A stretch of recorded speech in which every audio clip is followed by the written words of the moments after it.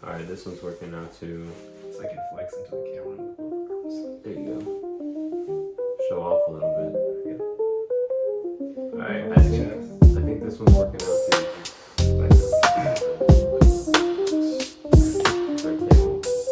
Alright, today is January 14th. Tuesday, January 14th. We do like some clap. We'll put in the effects later. You sync the audio. We'll put in the effects later. Yeah. Oh yeah, for the audio. Yeah. I thought you meant like put it up full. I was like, we have an audience. Yeah, we can do that. This is Oprah or whatever. I know you like laugh tracks. Were you the one that said they hated them? I hate them. Yeah. I hate laugh tracks. Alright, well, okay, let's reintroduce, I guess. Alright, today is Who are you? Tuesday, January 14th, 2025. 2 weeks into the new year. Already? Wait, 2 weeks? Yeah, January 14th. That's horrible. Right? That's what I didn't realize we're already that far in. Already 2 weeks into the new year. 126th or whatever the year. Wow. My name is Eduardo Duarte. I'm joined today by Tristan in his home here in Kyle, Texas. Kyle, Texas. 78640. Tell us Place to be. Tell us about yourself, where you're at right now. Tell us about yourself.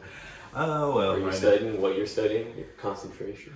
My concentration, yes. Well, I am studying at Brown University. Obviously not here in Kyle, Texas. I'm going back to the campus to live on the dorms on the 20th. So I have a little less than a week now because I'll be leaving in the morning. Studying there, studying biology, interested in medicine, interested in entrepreneurship, business, I guess. Medicine? Yeah, I did. Yeah. Medicine. Language? I wish I had the book. Oh yeah, Japanese. I have my Duolingo streak, which, doesn't really mean anything if you can't really speak the language. But I'm studying with Anki flashcards, and I think I will start incorporating some reading into my routine. But I'm already spending about an hour a day, so it's kind of a.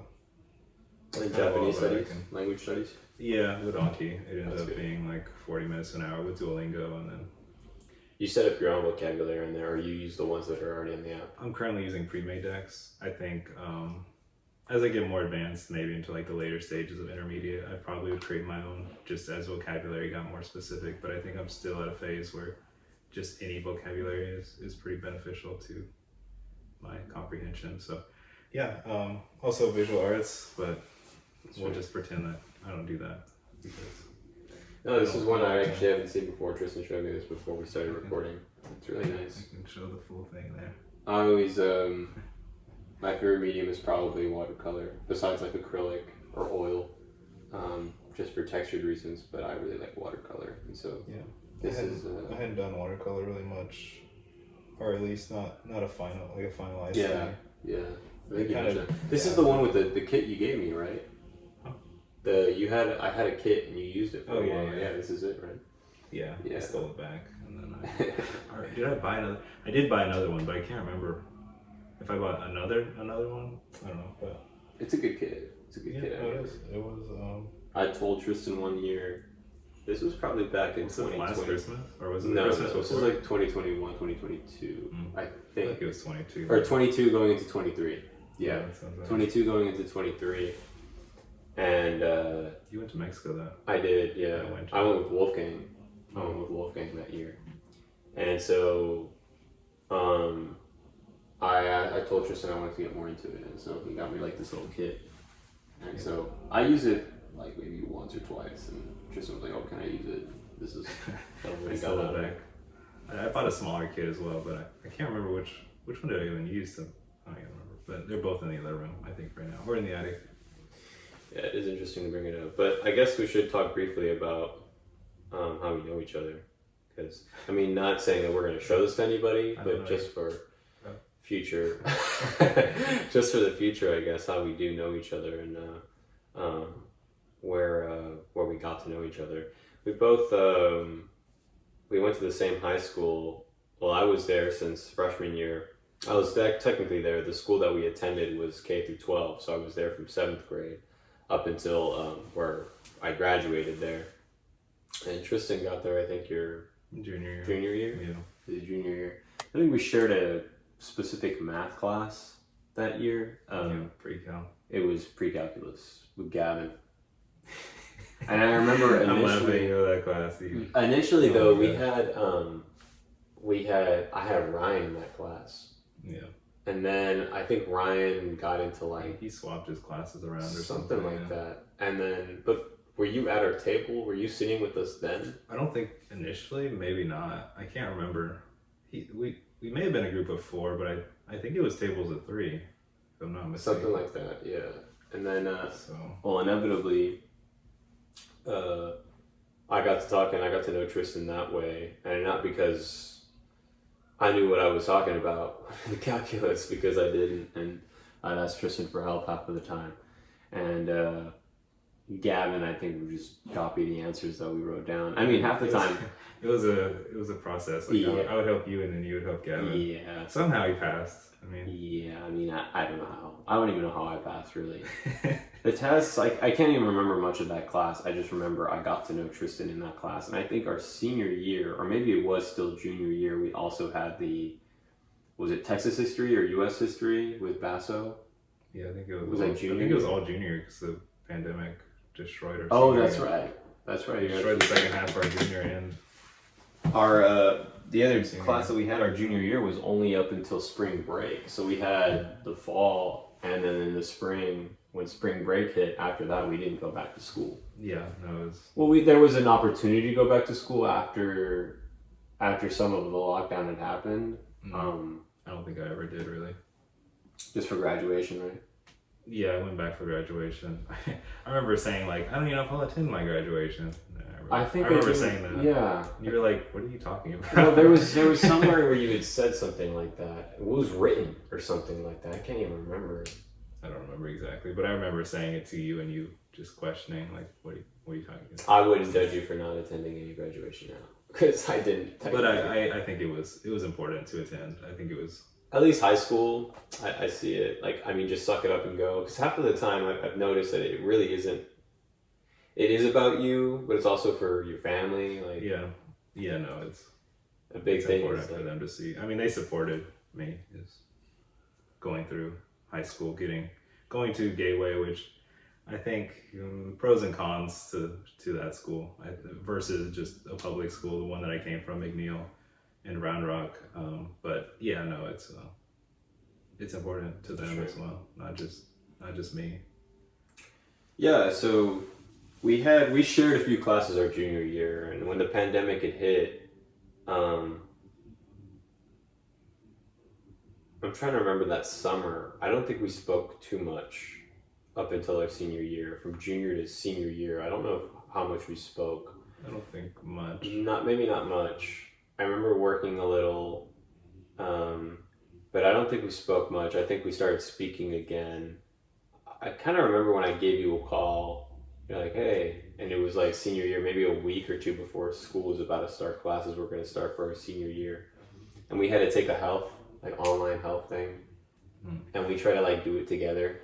I don't know if we ended up ever like. I don't know. Yeah, I think I do remember vaguely. Was it anatomy or health, or it was anatomy? I think.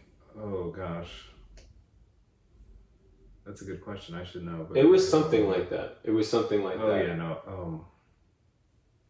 What was that? I remember we had communications as one of them, or at least that was one I had to do, and then there was another requirement. Maybe it just literally was health and communications. Yeah, maybe it was pretty basic, but it was all online. I don't think we really ended up working together much on it. No, I think maybe we did like. I remember you were taking notes in a textbook, and I was taking them online. In a Google Doc.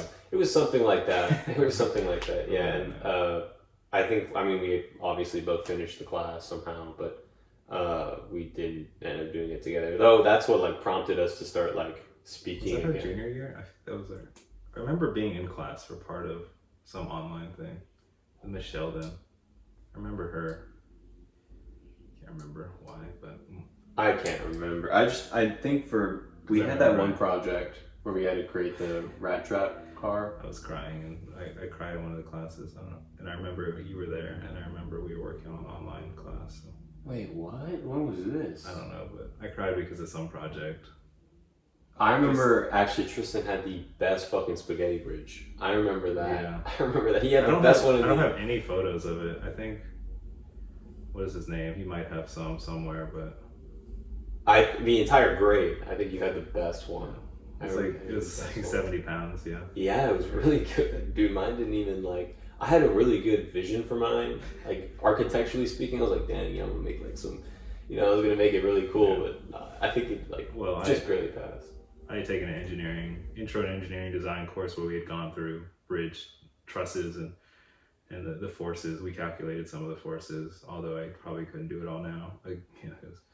But I had an actual bridge design to start with. Yours was like a little lopsided too, and it still held all that. It kind of straightened up after some of the weight was put on it. But no, yeah, it was really impressive. I remember that. But I don't even know if you were in my class. I mean, you had to be if I remember that.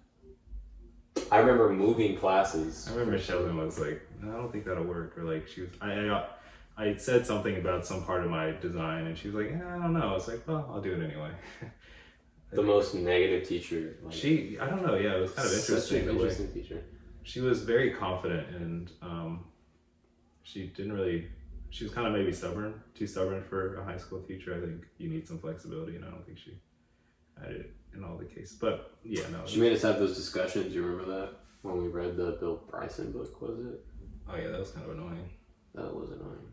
I think it was just anxiety inducing, at least for me at the time. I don't think I really would care that much now. I don't think it's something I would worry too much. But it's like everyone was kind of competing to get the response, and it was at least 2 to like pass for the class or something. It was something along those lines. Some people did not say anything. I remember that. I was like, well, you're forcing dialogue. It's a good exercise, though. I think being able to communicate in a circle like that, especially given the value in an actual workplace environment where you're going to be pitching ideas, you're going to have to not really talk over people, but be able to elaborate ideas, talk about get the attention and project yourself, and know when it's your time to speak, be able to balance it with what other people are saying, listen and actually respond, not just say your ideas, which is definitely a hard part, especially when talking about something very scientific and detailed like a book like that. So. But beyond that, that's where Tristan and I, we had our connections in high school, and from high school we had those few classes together, and then senior year, due to the pandemic, I mean, there was only so many instances where we could actually meet up. But after around high school was over, senior year, we started getting closer just because we started speaking to each other a little bit more frequently, just because of the pandemic and just maintaining some kind of contact. But we kind of started junior year. After high school was over, after we graduated, that summer I ended up just picking up a job and just working that entire summer as a server. Tristan ended up going with his mother to the West Texas. I'm stepfather now. They weren't married at the time when we moved, but they got married that year in September. So we graduated, was it May or I don't know exactly. Yeah, it was May where we graduated, May of 2021. Yeah. And then, that summer I had volunteered for about 2.5 months, I think, at Guadalupe Mountain National Park as a volunteer. That was my first employment ever. I was a lazy child before that. I definitely advocate for children to work during high school, even if it's something simple, but I didn't work until after.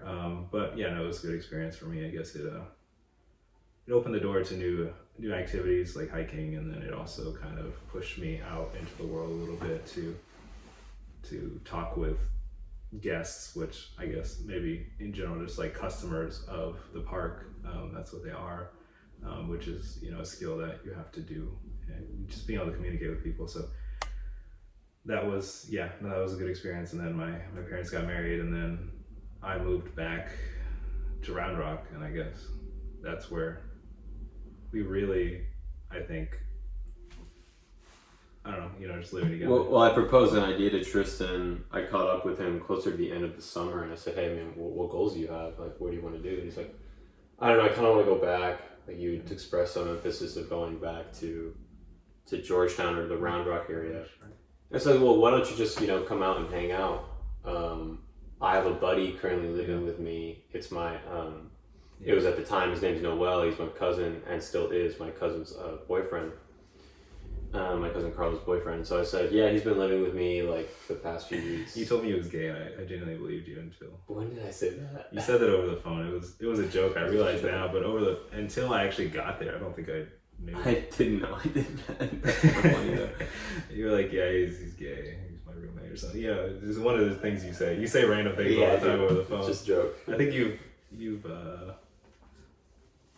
don't do it as often. I don't think you don't make those jokes as often. At least not with me, but you definitely did a lot. I probably don't do that anymore. I used to, be very just making stupid comments about whatever it was. But I guess I wouldn't put it past me if I said that. Honestly. No, yeah, I wouldn't put it past me. I mean, you said it while he was there. It's not like you were saying it behind his back or something. Okay. You were like joking with him, but I didn't get the joke because I didn't know him. Yeah. So, but he came and. I don't know. I think you were gonna stay with your grandmother that night or something. Yeah, I stayed with her. I don't know. Was it a week? That was not a good week for me. No. I had some real homesickness and. Like from your mother or like. Yeah, I guess just moving out and then just. I mean, I had a plan kind of, but I didn't really know what I was doing. Definitely felt alone there for a couple nights. At your grandmother's? Yeah, no, it hit me definitely one of those nights. I don't remember which night, or I don't have an exact calendar, but yeah, no, it was not an enjoyable time for me when I first moved back. I just remember Tristan proposing the idea, and I talked to my father. We had a spare bedroom at the time because my parents had officially separated. So my mother had her home, and I still had my place at my dad's house, and I was with my dad at the time. And that entire summer, I was still with my dad. And so I proposed to my father initially to let Noel move in with us, and he did. He paid his share of the rent, and then he was there about a month and a half, and then I proposed to my father again. I'm like, hey, I got another friend. He wants to move back. And I don't think he'd ever met my father prior, but he had just given Tristan a condition. He gave Noel a condition. He said he would charge him I think you paid $400 a month, was it? I did, yeah, but Noel paid $300 because he was technically a student at the time. Yeah, I wasn't when I first moved back. I didn't really have a plan for that officially at that point. Yeah, I didn't either. That after finishing, I just knew that I have to do something, and it was around the realm of music. But honestly, I didn't think, and we'll get to that point now. We would be doing what I'm doing now, at least studying it as definitely as I am now, but. I think I took 2 classes that semester, and inevitably my dad proposed to Tristan, and Tristan was in accordance with moving in, so I think he drove back. I think did we go to downtown Georgetown that day? We went to downtown Round Rock. Round Rock. It was Round Rock. And I remember we got the 5-gallon. Okay, Round Rock. I think we went with Noel, too. Is that Round Rock or Georgetown? I think we're thinking of the same place, but I guess I just don't know. It was Round Rock. It was Round Rock. Okay. It was Round Rock, because it was right next to downtown Round Rock, that water place. Okay. If I remember correctly, yeah. It could have been, I can't remember now. But I do remember we got water, and I started talking to Tristan, catching up to him a little bit more. And that was when I was transitioning. I was getting out of that job, and actually looking for another job, and it wasn't until September that I got one, but it was actually Hobby Lobby. And the only reason I mentioned that is because I just worked a seasonal position at Hobby Lobby this past month. So up until last Thursday, I had worked 4 weeks there, just 2 pay cycles, just for the season, because we're in between. We're in our Christmas break right now, and Tristan and I both start school next Tuesday, in a week, right? You start next Tuesday? Officially, the semester starts on Wednesday, but yeah, the same. You'll be back when? The 20th. The 20th. What day is that? The 14th today, so you have 6 days. I don't know if I'll be back on Monday or Tuesday? Yeah. One of those days. So yeah, Tristan has about just a week left, a little less than a week. Yeah, something like that. Yeah, that's fair. But so yeah, Tristan inevitably moved in, and he lived there up until May of 2024 until May of last year. And so, yeah, I mean, if you want to talk about that. Yeah, so I had decided to, I mean, I really didn't have an option on the agreement. I think 400 was definitely a generous offer, at least. Far better than anything I could find from a stranger. I think the going rate for a room, maybe I could have found like 600, but there's a lot of risk associated with that just because I had no knowledge of those people. And yeah, no, it just kind of worked out. I think it was a good deal for both of us, Eddie's father and me. So I accepted that deal. I don't remember if I actually had a job yet at Home Depot, or because I remember I was applying for the position. I don't know if I had actually been accepted. I can't remember much. I don't know how I actually planned to pay if I had officially started, or if I had been given an acceptance. Not acceptance, but what job position? I can't even remember, honestly. An offer letter? Yeah, like an offer. I can't even remember myself. Honestly, I can't really even remember how that process kind of started. I'm gonna be honest. That was just a point in my life where I was only taking 2 classes that semester, and I remember the biggest part about that entire season of my life was I went to the desert. You remember that? I went with Alex to the desert. That was that September. I went for like 2 or 3 days. I do remember you did have like I think it was just the first week, maybe the first 2, where Noelle and I, because you'd never lived with anyone else. You're an only child. And Noelle and I we'd only ever lived without someone else. So it was like Tristan adjusting with us and the temperament of the house. And honestly, like, I think it got progressively worse as time went on. Like, I think it was, honestly, it wasn't necessarily me and you. When it was me, you, and my father, I feel like it got progressively worse when after Noelle left, I feel like, I don't even know, I couldn't even explain it. Like, my dad just did not care. My dad just, because you and I, or at least I was keeping what I could clean because I was meal prepping and doing things of that nature. Oh yeah, I guess.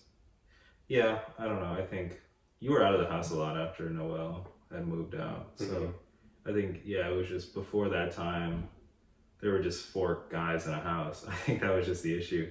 And we didn't really have a set expectation of what everyone's responsibility was, I guess. We kind of did, but it was just the bachelor lifestyle. I don't know. We just kind of all did our thing. And I can't even remember Noelle. Honestly, I can't even remember that. Honestly, I can't really remember. I don't even remember when he left. It was like 2022 or 2023 that he left. 23, right? I think so. I mean, it was significantly sooner than I did, I think. Yeah. I just can't even remember, honestly. I mean, he never he moved out, but he was so often around. Because he was with Carla down the street.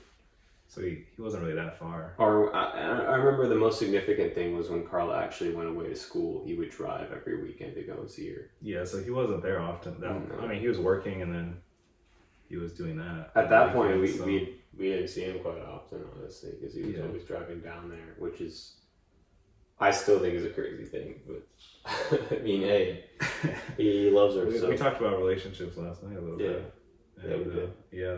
That commitment. I mean, whether it's worth it, obviously, it's going to depend on the individual, and it's going to depend on.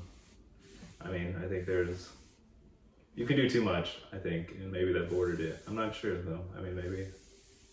I mean, they're still together, so, and I don't necessarily see any issues. So, I mean, besides maybe like Noelle financially, I remember that was like a crazy thing to me at the time. Like him talking about his finances and what he thought was reasonable or responsible, I thought was crazy, you know?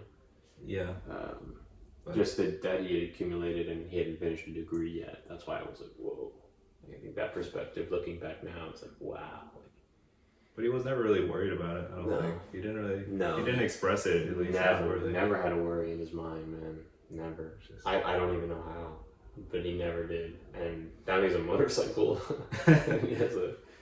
He lives in a house now with his brother, who has a kid. But yeah, I guess, and we can talk more about it if you want, but that's kind of that gives a pretty big overview of how we know each other. Yeah, no, I think those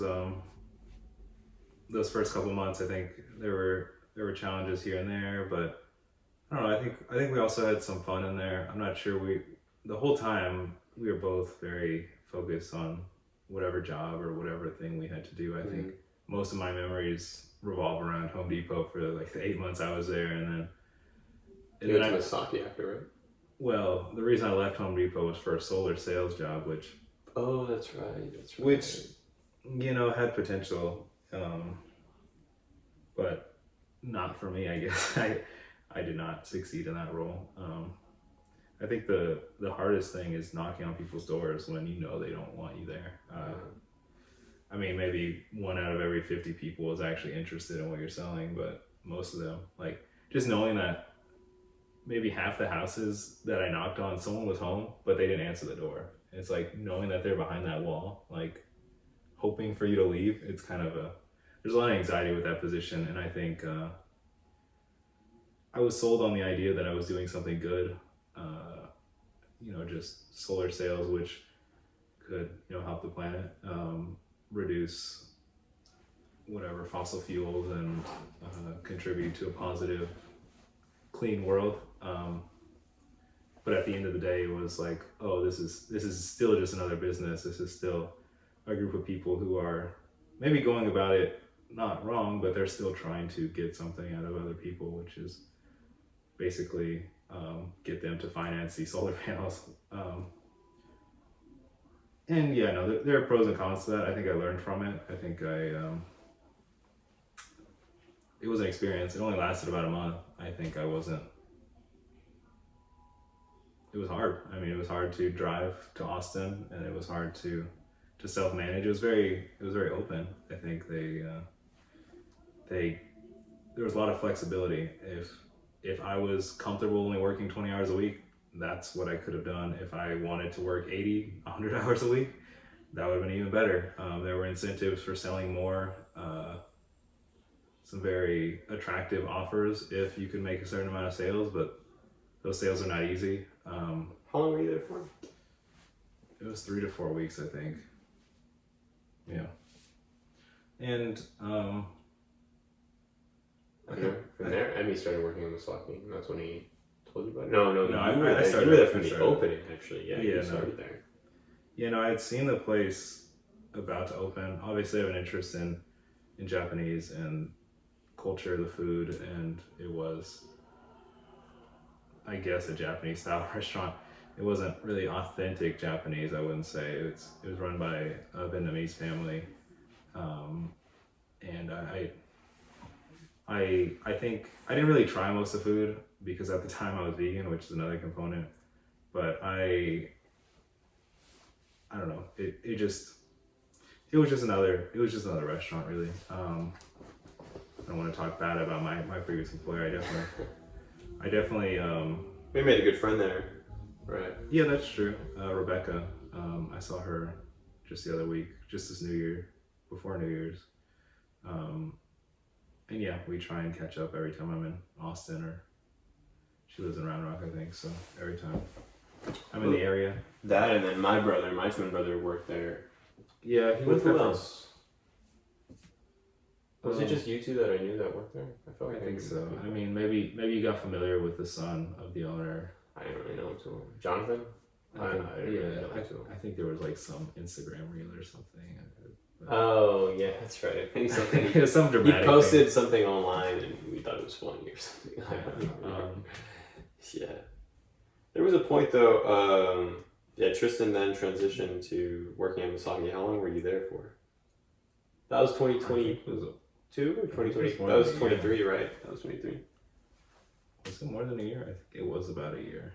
I think I was there from the opening until about the year after that. So I don't remember. I think I left Home Depot in like February, and then I think I started Misaki in about April, and then I think I was there until around the next April. And then you went to IKEA. Yeah, and then I got a position at IKEA, and I worked there for about a year until I moved out, quit that job, basically. and and then went to Japan, and then I started at Brown this year or last year, in this past fall of 2024. Yeah. So you got there fall of 2021, and then left in the spring of 2024. That's 6 semesters technically. If we're talking about it in a scholastic way, 6 semesters. Oh yeah, I guess. Are you saying your house? Yeah, Yeah. you were there for 6 semesters. But I was only actually in school for the last 2, and I guess that summer. But that was Yeah, I guess, yeah. Because you were there, oh, you started in the fall of 2023. Yeah. That sounds about right, Yeah. Yep. That sounds right. There was a point where I think both of us were just invested in what we were doing that it's not that we necessarily lost contact, we were just not as much. Like I remember beginnings 2022, and you and I were like going to the gym pretty consistently, like every morning we wake up and go to the gym. Do you remember that? I don't know how consistent. My memory tells me it was like a few times a week. It wasn't. Yeah, it was something It like wasn't that. every day. I I don't think I've ever gone to the gym every day. Well, I mean, recently I've tried to, but even still, I put running in there, so I usually don't end up going every single day. But maybe it was a little bit before, because I remember maybe it was in the fall of 2021 still, because I remember the World Cup was on. Maybe it was 2023, because the World Cup was in 2022. So maybe it was at the end of 2022 that we were 2 going. years are a blur. Yeah, they really are. They really are. I mean, I know what I accomplished. I know I was able to get done academically, and I think as of recently, I've been able to more so relate with what I've gotten done because it's more aligned with what I want to actually do. So that's why it feels like I've gotten more done recently as far as like, well, I mean, I think about it like it's a cone, like you're getting closer to, the walls are getting closer and you're able to recognize where you are. Because the walls are getting closer, you kind of look around and you're more familiar with where you are because you're actually getting closer to where you want to get to. That's kind of the way I was thinking about it. And so those years initially of 2021, 2022, 2023, Yeah.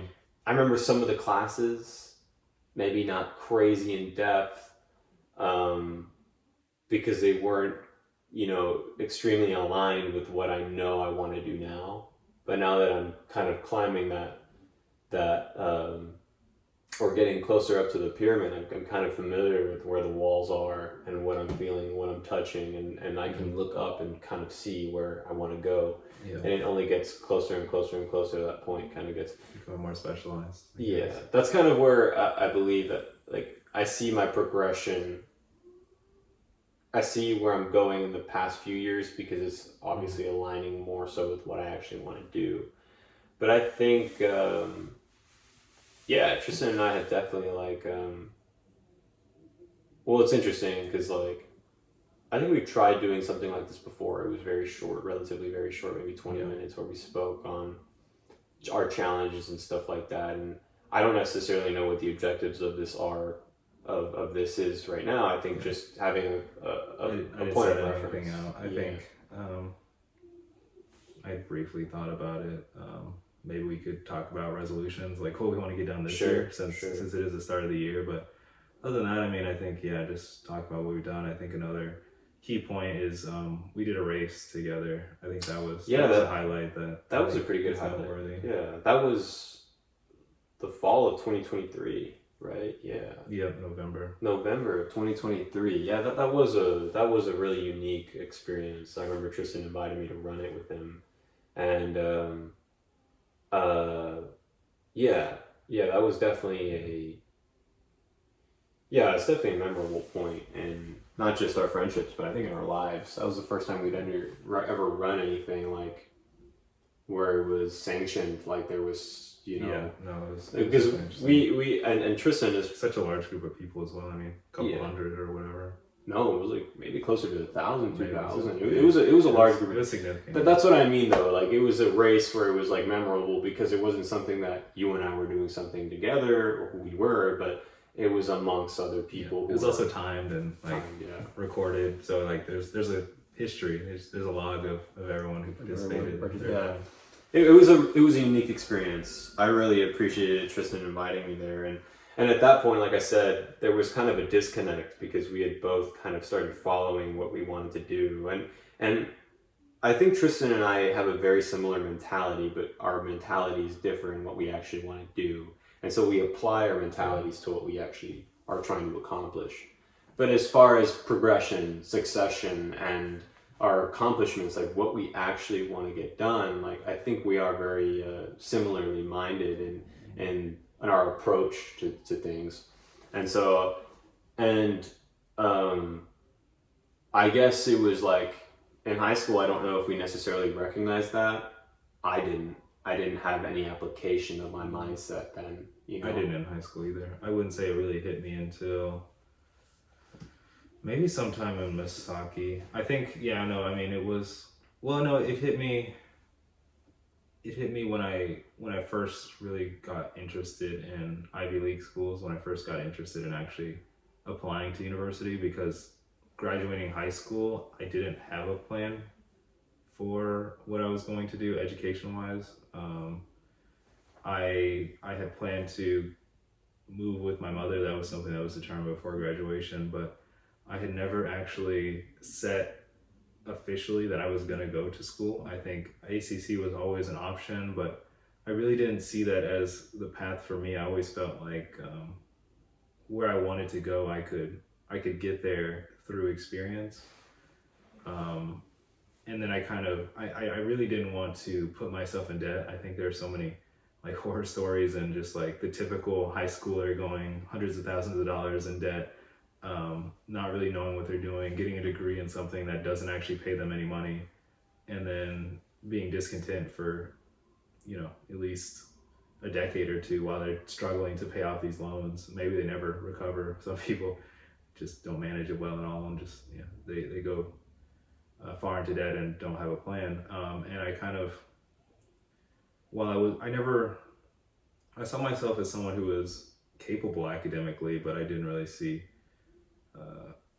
I didn't see that higher education as the path for me. And then I'd gotten some mail from certain universities, and it incentivized me to look into it a little more. I think I'd gotten that mail, some of it maybe my senior year, maybe my junior year. I don't know. It was from the College Board service, because you take SATs and then they kind of like, I guess they distribute that, and you can ask if you want mail or if you want whatever. They send a lot of spam through through emails, which is kind of annoying. But it was some of those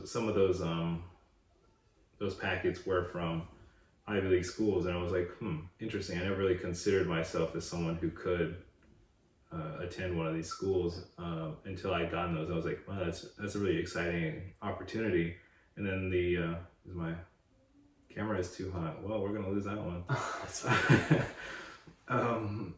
That's okay. That's why we have the two. Yeah. Well, I never considered myself someone who would go to one of those schools, and I had always thought of them as private schools as something that even if I could get accepted into, I couldn't afford.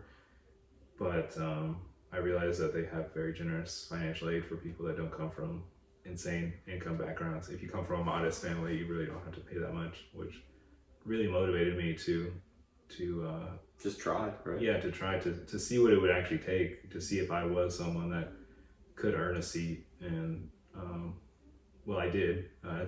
In that last video that was referenced earlier, those 20 minutes, there's endless amounts of doubt, and I guess maybe even I only just barely made it. I think you could say I didn't get accepted into most of the schools I applied to, but it doesn't really, I guess at the end of the day, it doesn't really matter too much. I did achieve what I set out to achieve, so definitely no disappointment there.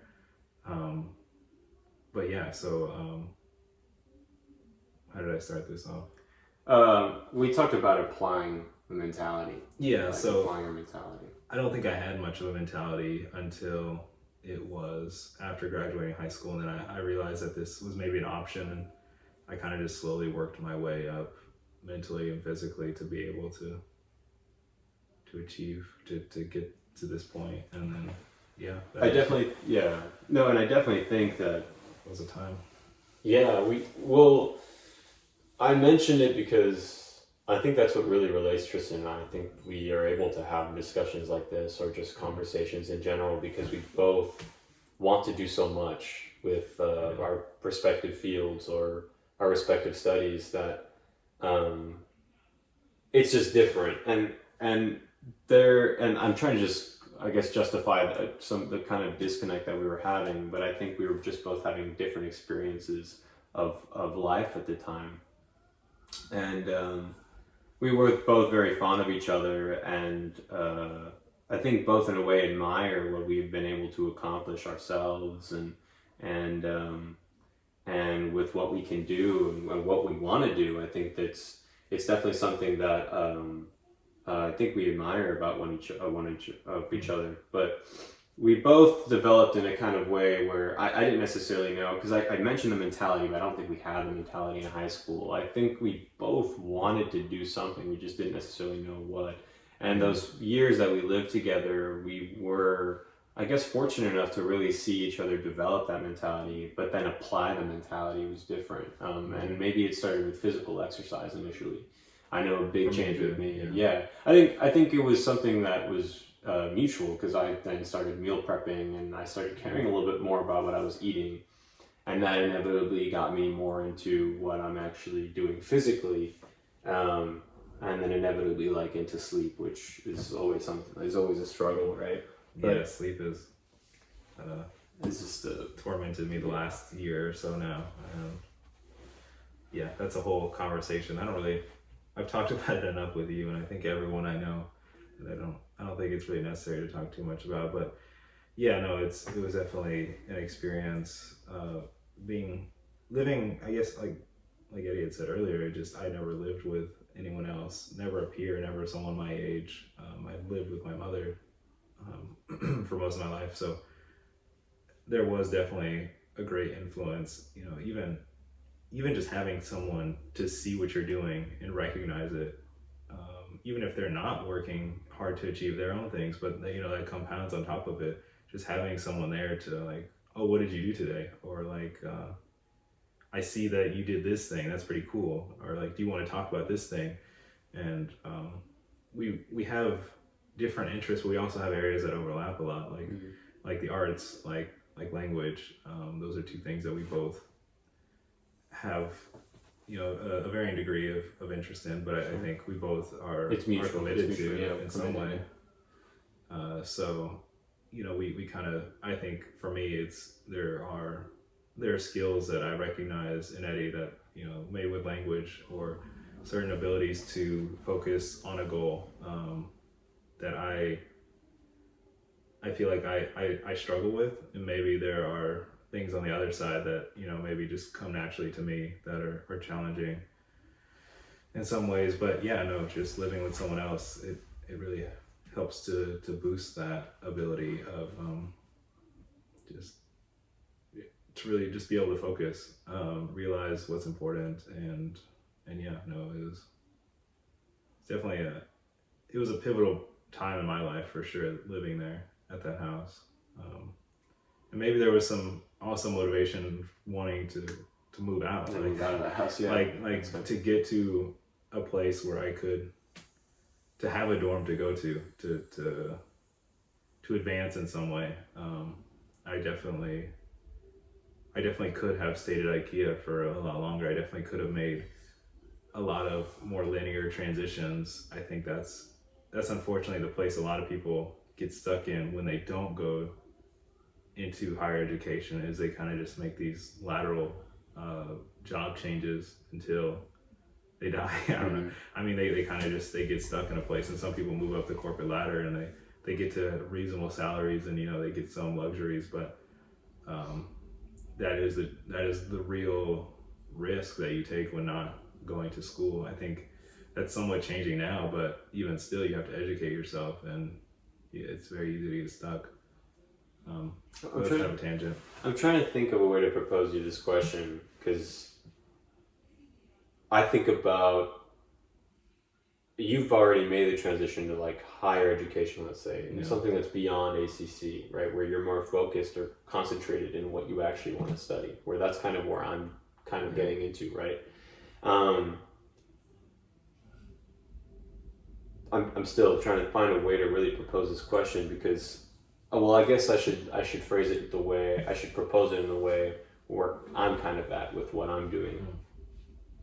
I'm thinking about like moving on, right? And if I get the opportunity to get into one of the schools that I expressed to you, the one that you helped me write the essay for, like Bard, right? A conservatory curriculum where I'm studying intensely the subject that I want to study, composition, and having the opportunity to study another language. I think in the back of my mind, I'd be extremely grateful for the opportunity, but there is still some like, and we've talked about this before over the phone, but I've spoken to you about like abandoning the specific things that you may have started before, like maybe a year ago, and I say a year ago, like the fall of 2023, I was talking about my discipline to physical health, right? Yeah. How committed I was to it. And we spoke this morning about how much I actually sacrificed to maintain that and how much else I was abandoning so that I could maintain that. But because I made so much progress in it, I didn't really care about everything that I had sacrificed. I had made so much progress in that, in my physicality, I kind of didn't care about the other things that I had sacrificed to obtain it. And now I look at the things that I'm trying to maintain, and we were speaking about this morning before we started recording, about maintenance and about maintaining something and a specific goal. And so my question to you is like, well, I guess I should continue proposing the idea is like, if I have the opportunity to go and study at Bard, I feel like I wouldn't deserve it, right? Like I wouldn't deserve it because of the things I failed to maintain along the way, and how one specific thing hadn't boosted so much that like I did. Like I look back and with my physical health, and though maybe I had lost some of the physicality, I still developed the technique and the knowledge to get it back if I want to get it back. But with the other things, because I'm balancing so many things, it's like I still feel like, yeah, they may be going up so small, like in significant ways, but it's because I like, do you think, well, I guess it's a different question now that I'm asking, do you think you've experienced the same thing where you developed one thing extremely well, but you've had to sacrifice so much to do it? Do you feel like that's more comparable than developing everything together? Like, which one do you think? Because I feel like I was like, and I think I really needed that at that time to really focus on one thing and one thing only. And I did learn a lot from that experience. But because I haven't developed in an extreme fashion, I feel like I've failed myself in a way. And I feel like I wouldn't be worthy of going to a school where that's their focus. And then it's like, okay, like, not that I don't feel like I'm worthy of going to that school.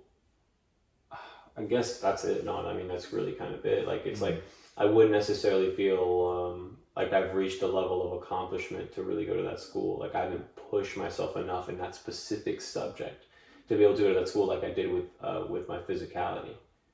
Like, I was very adamant about going on that run and competing that run because that's when I was really into my physicality then. I was very much into my health, and I'd sacrificed anything else so that I would work out that day, right? And I made sure I would work out that day and get my diet and or run or whatever it may be. But I saw the progress because of how much time I was dedicating to it. It wasn't maintenance, it was progression. Like, it was honest to God progression. And so I think it is possible to maintain everything else and progress in one thing, but how do you progress in everything else? Do you limit what you're doing, or do you limit everything that you're doing in general, or do you just try to make what you're actually trying to progress in smaller? Like, is it a mentality? Is it, well, because I can share with you what my ideas are, but I want to know what you think. Like, Did you feel ready for the transition when you went to Brown? Did you feel like you deserved it after everything you'd done? Or did you still feel like, nah, I'm not quite there yet? Like, were you proud of the process, is my question.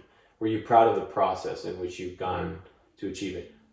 I can tell you, like, am I proud of the way I've achieved? If I had entry to go to this school or to go to a specific program, would I be proud of the process in which I've taken to achieve it? No, because I look back now and I know that there's so many different ways I could have done it, right? I guess it's building from there, but like, I want to know what you think. It's a long question. Okay. Okay, what do I tackle first? No, I definitely... Okay, let's see. First, I guess, I don't know if this is really imposter syndrome. I don't know if you're talking about comparison. Are you comparing yourself to other people? Or are you comparing just yourself to what you believe you could have done? Definitely that. Because I know, like, I could have done, at least I look back, and maybe before, it's like, I can't really judge myself. I didn't know what I could have been doing, right? You don't know what you don't know. We were talking about that yesterday. Yeah, we were talking about that yesterday. So I can't really judge myself too much now. But I guess some of it is like, and I don't know what the concept or the idea is, but like of letting go of that and giving myself permission to actually just move on. Because I don't think I'm going to be able to progressively move on in the future and develop something from a good foundation if I don't let that go. And so I want to know if that's something that you ever like, that was in the back of your mind, that the process to you in which, like, were you satisfied with the process that got you to Brown? I'm fairly confident that I did just about all I could do with the time given. I think there was maybe some regret that it had taken me so long to get to this point, but it's not really regret because, again, I just didn't know. Sure. I didn't know what I didn't know, and I guess when I learned it, even when you learn something, it can take time for it to really sink in. It can take time for you to understand how to move forward. You can learn that something exists, but it can take months or even years to actually come to a plan to begin going towards it. So I think I don't really have too much regret of the process. Now, it's kind of hard. I think there was doubt all the way up until the last moment. I think there was always this attitude I had to it, to where I don't know how much vulnerability I expressed. Obviously there's some things that you have to be vulnerable on. There's some things that, regardless of how I position myself consciously, there are parts of it that would affect me, but I think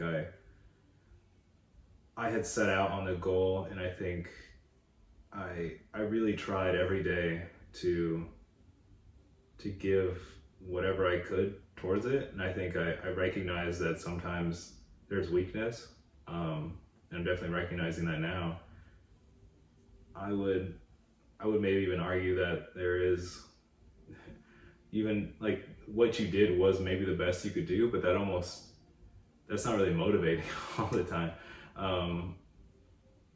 I think I was pretty content with what I had done, and I think even if I hadn't been accepted, there was a high likelihood that I would have persisted longer and I would have tried to improve. So I guess I had that as my fallback. It was, if I didn't get accepted, well, then that means there's more work to be done. If I did get accepted, then that's all that really matters, right? Like it was kind of an experiment the whole time. I didn't really know what was expected out of a student to get to a place, to get to a certain university. I didn't know what I would have to do, especially being non-traditional. I think there is somewhat of a path for people that are traditional, that grow up in a household that, okay, you're going to university. We don't know exactly which one it is, but we're going to take the steps to make sure that you tick most of the boxes to get into the best one that you can get into. But for me, it was, okay, you're starting after high school, basically. You have a decent high school transcript, but there are a lot of areas, there are a lot of achievements that you're lacking in comparison to a lot of these other students. There are a lot of areas physically and resource-wise that maybe you don't have in comparison. your parents didn't go to these schools. You don't have the insider contact. So I didn't put too much pressure on myself, I don't think, to achieve this. By that I mean I was never expected to succeed. So I didn't, the process, I tried to be honest with myself through the whole thing. And I look back on things now and I realize that maybe they did more harm than good, but I think I was pretty content with what I had been able to do up to that point. I look back on myself now and there are things that I'm struggling with now to continue that I didn't then. And again, I feel like there's something out of balance with my sleep, but even still, I think I was devoted to it in that time, and things could always be better. I think, like, one thing maybe I'm not satisfied with is how I've studied Japanese, or like maybe even how I've like now studying medicine. There's so much to learn, and it's really a challenge of staying consistent. Above all else is developing a plan and just continuing each day, and I've been unable to do that. I've had a lot of other things to do, but like right now in this moment, I guess maybe I'm feeling more of that lack of consistency. I guess maybe that's what I feel now, is maybe closer to how you're feeling than how I felt when I was in the process of applying to universities. But I'm not really afraid for missing out on something. I think I try to appreciate the things that I was afforded by the things that maybe I didn't get to a certain mastery in Japanese, or maybe it'll take me another year or two to get to the proficiency that I'm really hoping to achieve. But maybe in that time I got to do a podcast, or maybe in the time I got to do an artwork, or maybe in that time I got to take a breath and enjoy a holiday with my mother. Maybe in that time I actually discovered that I don't want to do this one thing, or maybe in that time I discovered that entrepreneurship is something that's more important to me. Maybe I realized something that I didn't know before about my diet, or there's so many little areas. And going back to that point of where do we focus, I think that's a very difficult question. I think that's more challenging than the other component of the question, is how do we balance our time? How do we maintain, or how do we accept the loss of skills and things that we've put a lot of time into, when we have goals to achieve something else? I think for me, it is easier to accept them when I think of them as maybe a chapter, or like a period, or if I can look back at what I actually achieved previously. So when it comes to my physical health, I think, well, I know I don't think I could run a 10-mile right now, for whatever. I don't know if it's I think I'm in a different type of fitness, I guess. I'm not really as endurance ready. And I'm just heavier overall, so I'm not as efficient as a runner. But that to say, I can look back at that race and I realize the reason I had gotten to that point and I had put so much time into this thing was to get to this one goal. And I have this goal, I have the achievement, I have the time, the memory of that. And if I have to sacrifice the ability to run another 10-mile in order to, let's say I limit my running in order to study for medicine. To study for the MCAT or some other class. I don't feel like I've lost something if I know I'm working towards the next goal. I guess it is whether or not the skills I have will open the next door is kind of how I look at it. There are 100 skills that I could learn. There are a lot of them that I have learned before, and there are a lot of things I've been better at before, but not all of those things are the biggest levers for getting me to the next place I want to get to. Like running it's great, and I still continue it, but running a 10-mile race is not going to get me accepted into medical school. It's not going to start a business. It's not going to get me to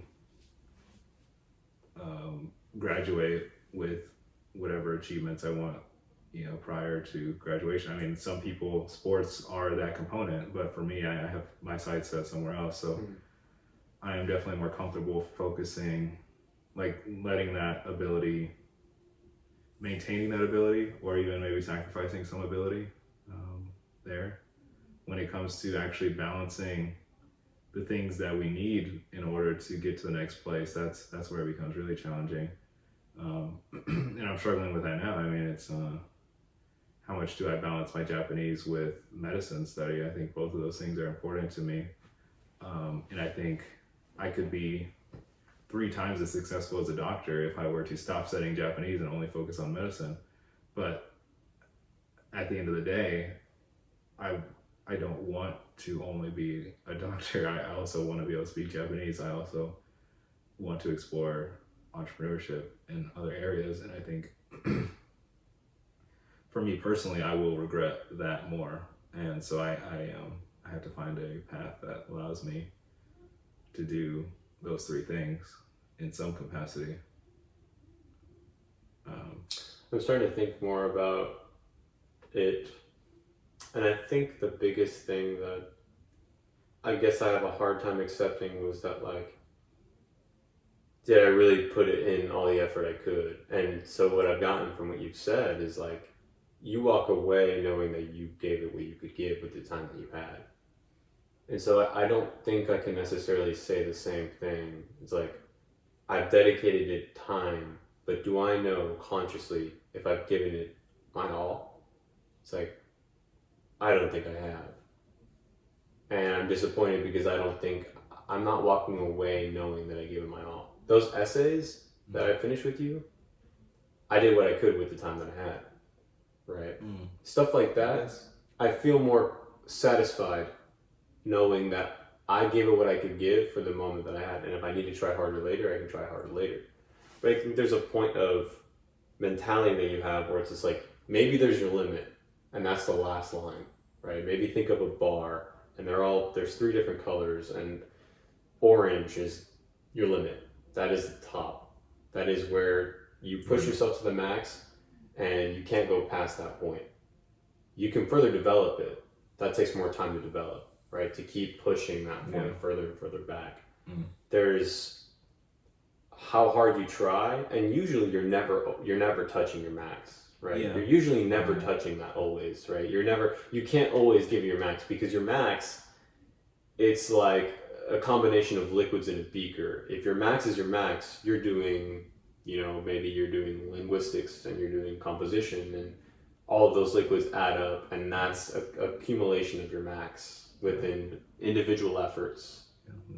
Your capacity. Exactly. No, I thought a lot about this. I think when I was trying to optimize my time and do more, trying to push myself to that limit, I think there is a way you can go past your limit, but that's unsustainable. And I think that's really finding where that limit is. And sometimes, I mean, I guess everyone's experienced it in some way, like working on a project and you procrastinate on it and you're like, oh, well, I have to stay up till 3 a.m. now because I procrastinated. You're pushing past what you really should be doing. You're staying up You can even just think of sleep. Like, you know, you're staying up past 10 o'clock. You know that you're going to be tired tomorrow. You know that you can't sustain that lifestyle. You're going to have to take a nap the next day, or, you know, you're going to have to sleep in on the weekend. You're putting yourself into a debt, a sleep debt. I think a similar thing can happen with work and burnout. I think we can push ourselves past that full line.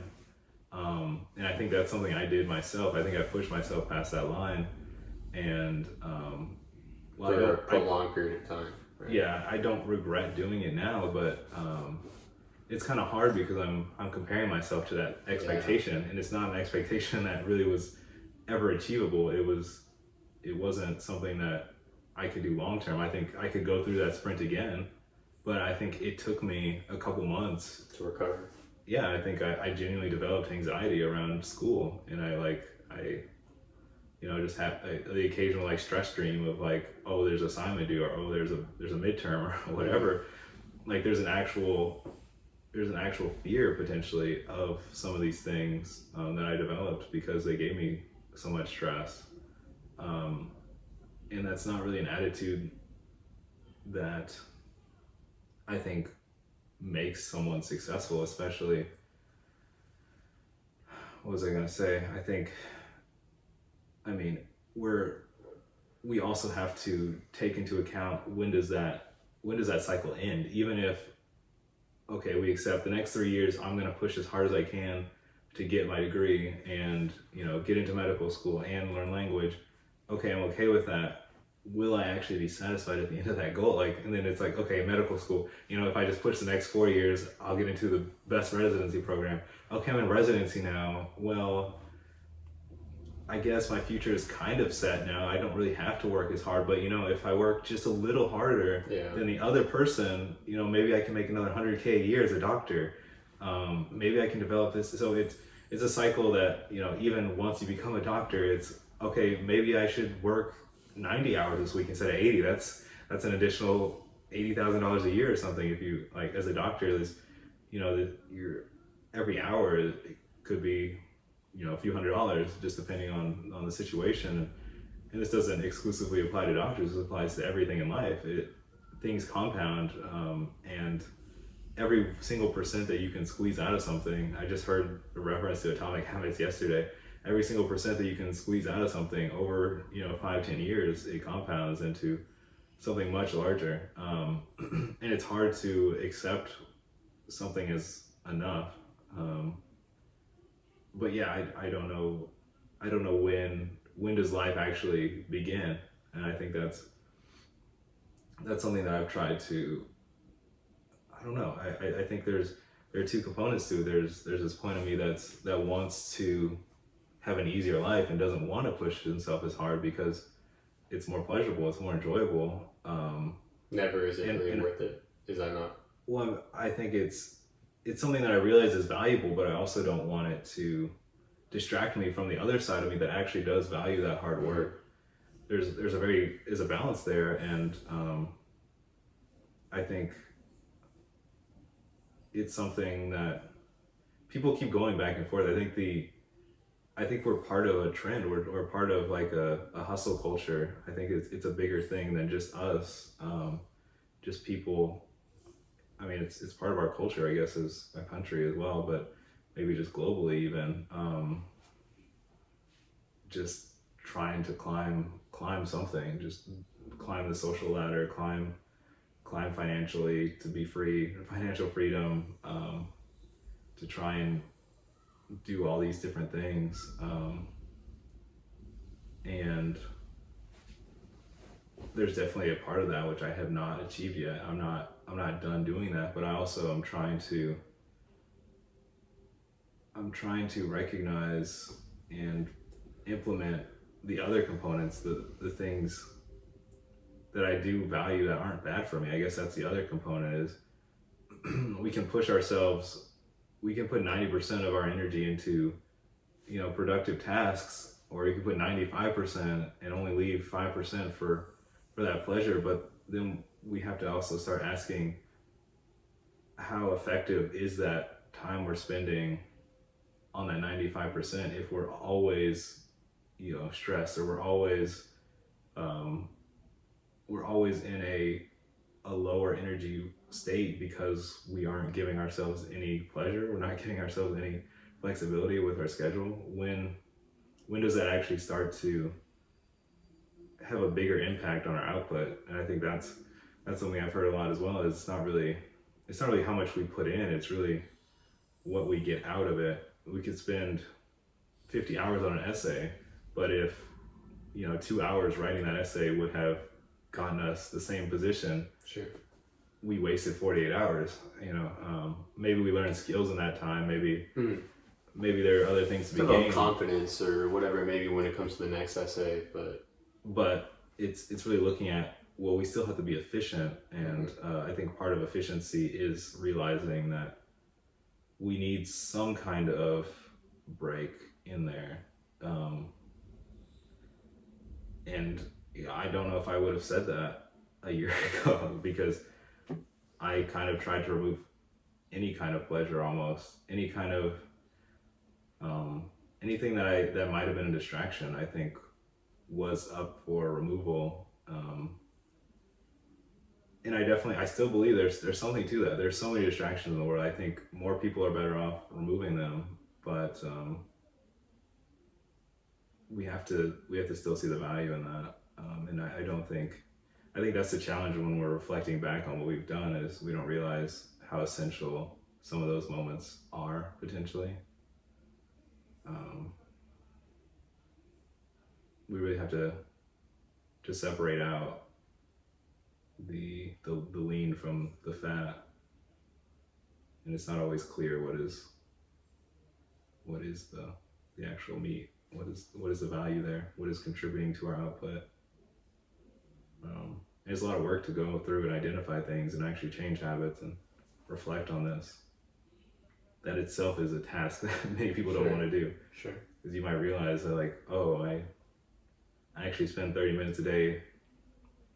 I don't know. For me, one thing, I probably spend like an hour or two a day making food. And if you really look at this in a long-term perspective, if I were to cut that time down and maybe simplify the process, just not care so much about that, the amount that I could gain doing something else with that time, might, over 10 years, 30 minutes a day of something for just a few years even, that's a very substantial amount of time. What is that, like 500 hours or something? Sure.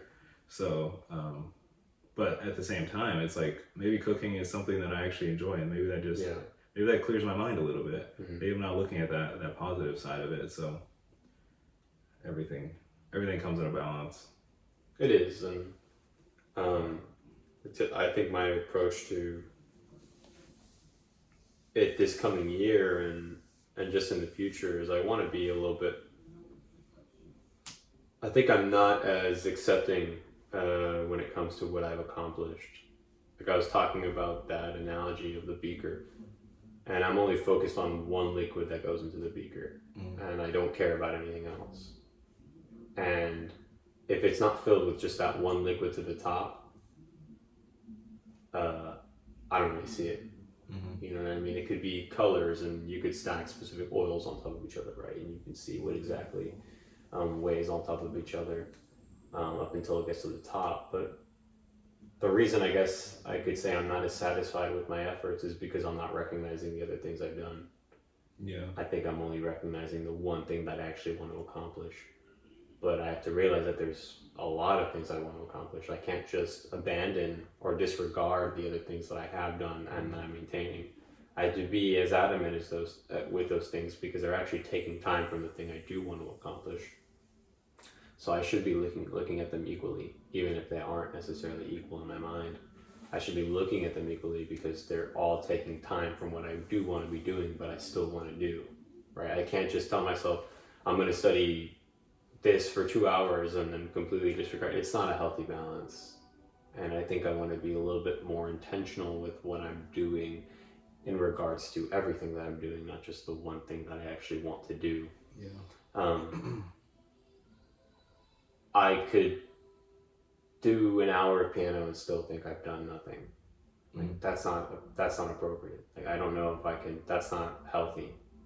And it's gotten me to a level where I know I've advanced in specific things, but it's just not healthy.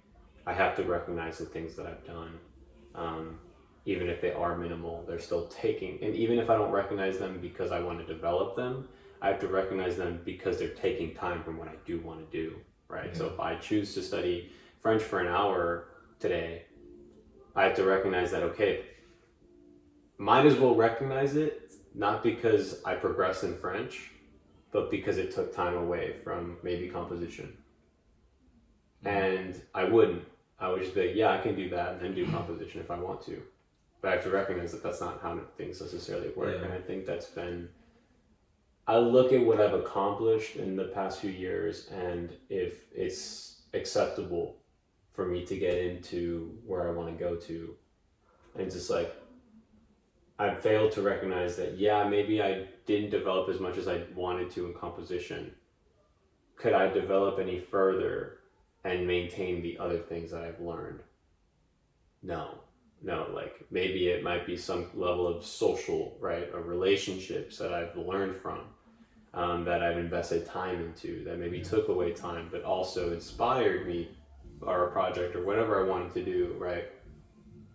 It's all part of the process, and I think it's recognizing the process. It's not perfect, but I have to be not easier on myself. I can still be hard on myself, but recognizing what am I actually being hard in? Like, am I being as disciplined as I want to be with the things that I want to do? No, because I have this other thing going on. Or no, because I'm doing this. Or no, because of this, or whatever factor it may be. But seriously recognize the other things that I'm doing in my life. I don't think I would be the candidate I would be if I didn't study language, right? That's a major factor in what I've done, and it is in what I've accomplished composition-wise. I think I've been able to recognize more art and appreciate more art because of my background in language. Quite literally in literature, maybe it might be reading, or maybe it might be the way I express myself.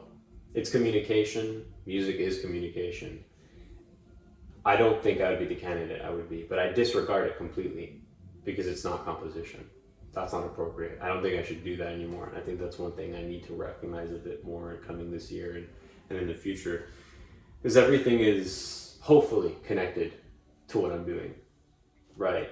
This semester I may not be taking any music classes, but I'm getting it to finish my degree in French. So if it means sacrificing to be more well-rounded, I have to internalize that and let that settle in my mind, that it's not that I'm abandoning what I'm doing, I'm becoming more well-rounded. And I think my approach to goals are successful because I don't care about anything else. And that's not appropriate. I don't think I should do that anymore. I think I've been able to accomplish a lot because I disregard everything else. And I don't know if I necessarily want to do that anymore. I think I need to have a more responsible approach to development, to process.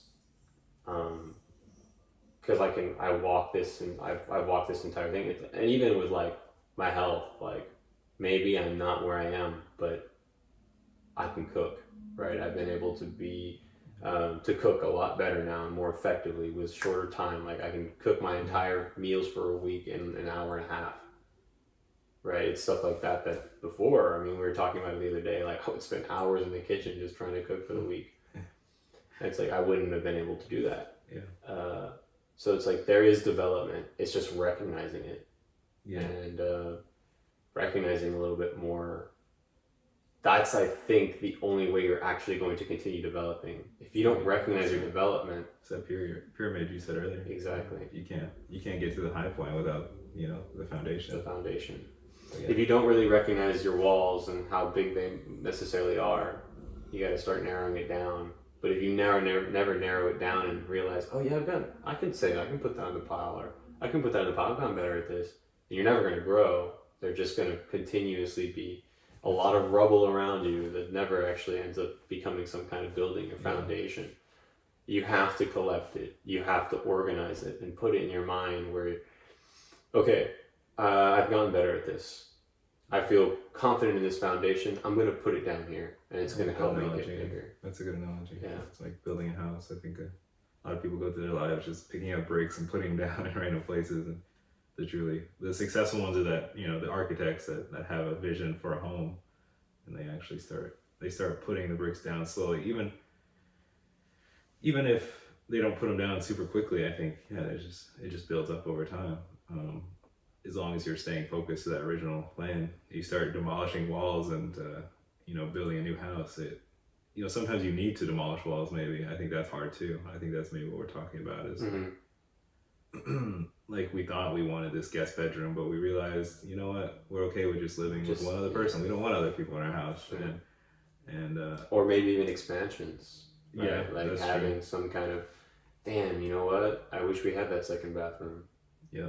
It's not about, and for some people, and I think I've come to that point where it's like, it's been very deteriorating to accept that, not necessarily the loss, but to accept that I have to develop in that way. It's like, damn, no, I can't really live without that second bathroom. Yeah, it's like, it's going to take another year or two of studying, but sure, I won't be happy unless I do really like that analogy. I think the cone or the pyramid or whatever it may be, I think there are specific ways to grow and develop within it. It's like recognizing how strong your material is and then actually placing it down, organizing it, because you can do so much, but if you don't realize what you have and organize it in a specific way, it doesn't become anything. It's just a pile of rubble or a pile of bricks or a pile of stone that doesn't actually become any kind of foundation to continue growing. And I think it's important. I think it's something that I don't necessarily do. It's like, I have a whole wall built, but my other walls aren't as equal in any way, shape, or form because I'm just tossing it. I've been really focused on building this one part of the wall, but the other ones are just tossed on the ground. It's like, yeah, and I pick from it when I need it so I can build the one wall. But I'm not growing equally, and I know I need to notice that in order to become what I want to become, it takes that well-roundedness of developing every wall in a shape where I'm continuously growing. Yeah. And sometimes some walls take longer than others. Some parts of the wall take longer than others because you want a chimney on this side, or you want something on this side, or a tomb. We're talking about a pyramid, or a trap there, or whatever it may necessarily be, right? It's a deliberate process. It is, and I think it's something that I really want to further recognize, because I think I fail at doing that, and it's very diminishing, honestly, not recognizing what you've accomplished and where you've come from, and just expecting to keep going when you don't really have a stair or some way, a scaffolding to keep going. You're not recognizing the material you have. It could be the greatest stone. It's shaped and it's perfect, but you don't recognize it. You're not doing anything with it. Then you can't continue building on it if you don't even recognize what you have. I like this analogy, and I think another component could be like different materials. I think different parts of our lives give us different things. Maybe our studies are the bricks, and like the relationships we have are the cement or something, or like the purpose we have for doing the thing is the cement, or it's the the joy we get out of each day is the paint on the walls or something. It's like each of these things are components, and ultimately what we're trying to build is a house that keeps us warm. And I think that's what's really difficult about the time we're living as young professionals, as students, is that we're trying to build this house, but we don't have a roof over our heads, really. Like we're still exposed to the elements every single time we take a break from laying the bricks. We have to endure these unknowns, these big question marks. We have to take these risks that we don't really know. We don't know exactly how they'll pan out. And I think for me, it's how big of a house do I want to build. I think some people are okay with a 2-bedroom house, and some people want a mansion, right? And your plans for your house have to align with how much you're willing to build. And I think there's maybe a large disconnect in some people. I think a lot of people want to live in a mansion, right? But they're only laying one brick a day, right? So, and it's just, it'll take a lifetime for them to even make the first bedroom. And I like that analogy there. I think I'm trying to decide how big of a house I want and how long it's going to take for me to get that roof. I mean, I want a fucking pyramid. You know what I mean? Fucking pyramid. Yeah. Because you just hire some slaves and get it built. Yeah. Maybe some alien technology. I mean, really, that's how it's built. And I think if you want to continue the analogy, you really do have to be a slave, right? Well, slaves built the pyramid. Like, do you think one man can do it? Well, no. I mean, it doesn't have to be slaves. I guess, yeah, it could be relationships. It could be employees. People who help you build that. No, I guess you're not doing it alone always. Sometimes you can build a house with someone else as well, I guess. Yeah, definitely. I think there's aspects of the house that are definitely built with another person. I think we've definitely expressed that ourselves. Bedroom, for sure. Yeah. But, yeah, let's move on. Yeah, need a bedroom. Yeah. But no, I do. And I think the thing that resonates with me the most is, like I said, when you get up to the top, when you get up to the roof and you see the close, or I imagine like a pyramid. Yep. The further you get the closer you get to your goal, it actually gets smaller and smaller because you further recognize, you're more focused on what actually has to get done. When it's at the beginning, you don't even know which wall to start. Yeah. Getting closer to the top of the pyramid, everything starts aligning closer and closer to what you think is important, what you need to do, and how you need to do it. And so, I think that's where a lot of your frustration comes from. Is you're building the walls effectively, but you're still a good distance away from putting the roof on. To getting to that final point. So you look around and you're like, well, what is this? What are these walls doing for me? We have to recognize that we probably are at least 5 or 10 years from really getting to where we want to be. Different goals will have different timelines, but I know like how I want to proceed with medicine. That is 3 more years, 2.5 more years, or 5 semesters more of undergraduate, and then that's 4 years of medical school, and then that's like 5 or 6 years of residency. So you start looking at how long this is going to take, and we start projecting out quite far, and then talking about adding on other things, adding on the arts. If I want to learn Japanese, well, I'm not going to be able to learn medical terminology. I'm not going to be able to get as much experience or exposure to medicine as maybe someone who's only focused on medicine. And medicine is not something you can just casually do. It's not something you can really just put 30 minutes a day in and expect to become a doctor. Very good doctor, yeah. There's a lot of investment in both of these things. And then if I want to do business as well, so I start building up these massive walls, and there's a lot of risk with that because it takes a lot of investment. And there are some people that are going to finish their house a lot sooner than me, and I think that's the challenging thing is some people hypothetically already finished their house. Nick already graduated. Yeah. People are. I say this is technically the 8th semester, which is what for some people would be a bachelor's degree, and they've already finished. Yeah. And we're just halfway there, right? We're just halfway there, and I'm sorry, I didn't mean to cut you off, but I think about that. No, it's definitely real, and I think there is a strategy, and you build one house, you get the comfort from that one, and you start building a second one next to it. Maybe some people don't do that. Some people don't. Some people just name that house, and that's all you. Maybe they fuck with the lawn a little bit, but they don't really plant a few flowers. Yeah, plant a few flowers, or maybe they get a pool in the backyard. That's like a crazy thing, the promotion at work, but.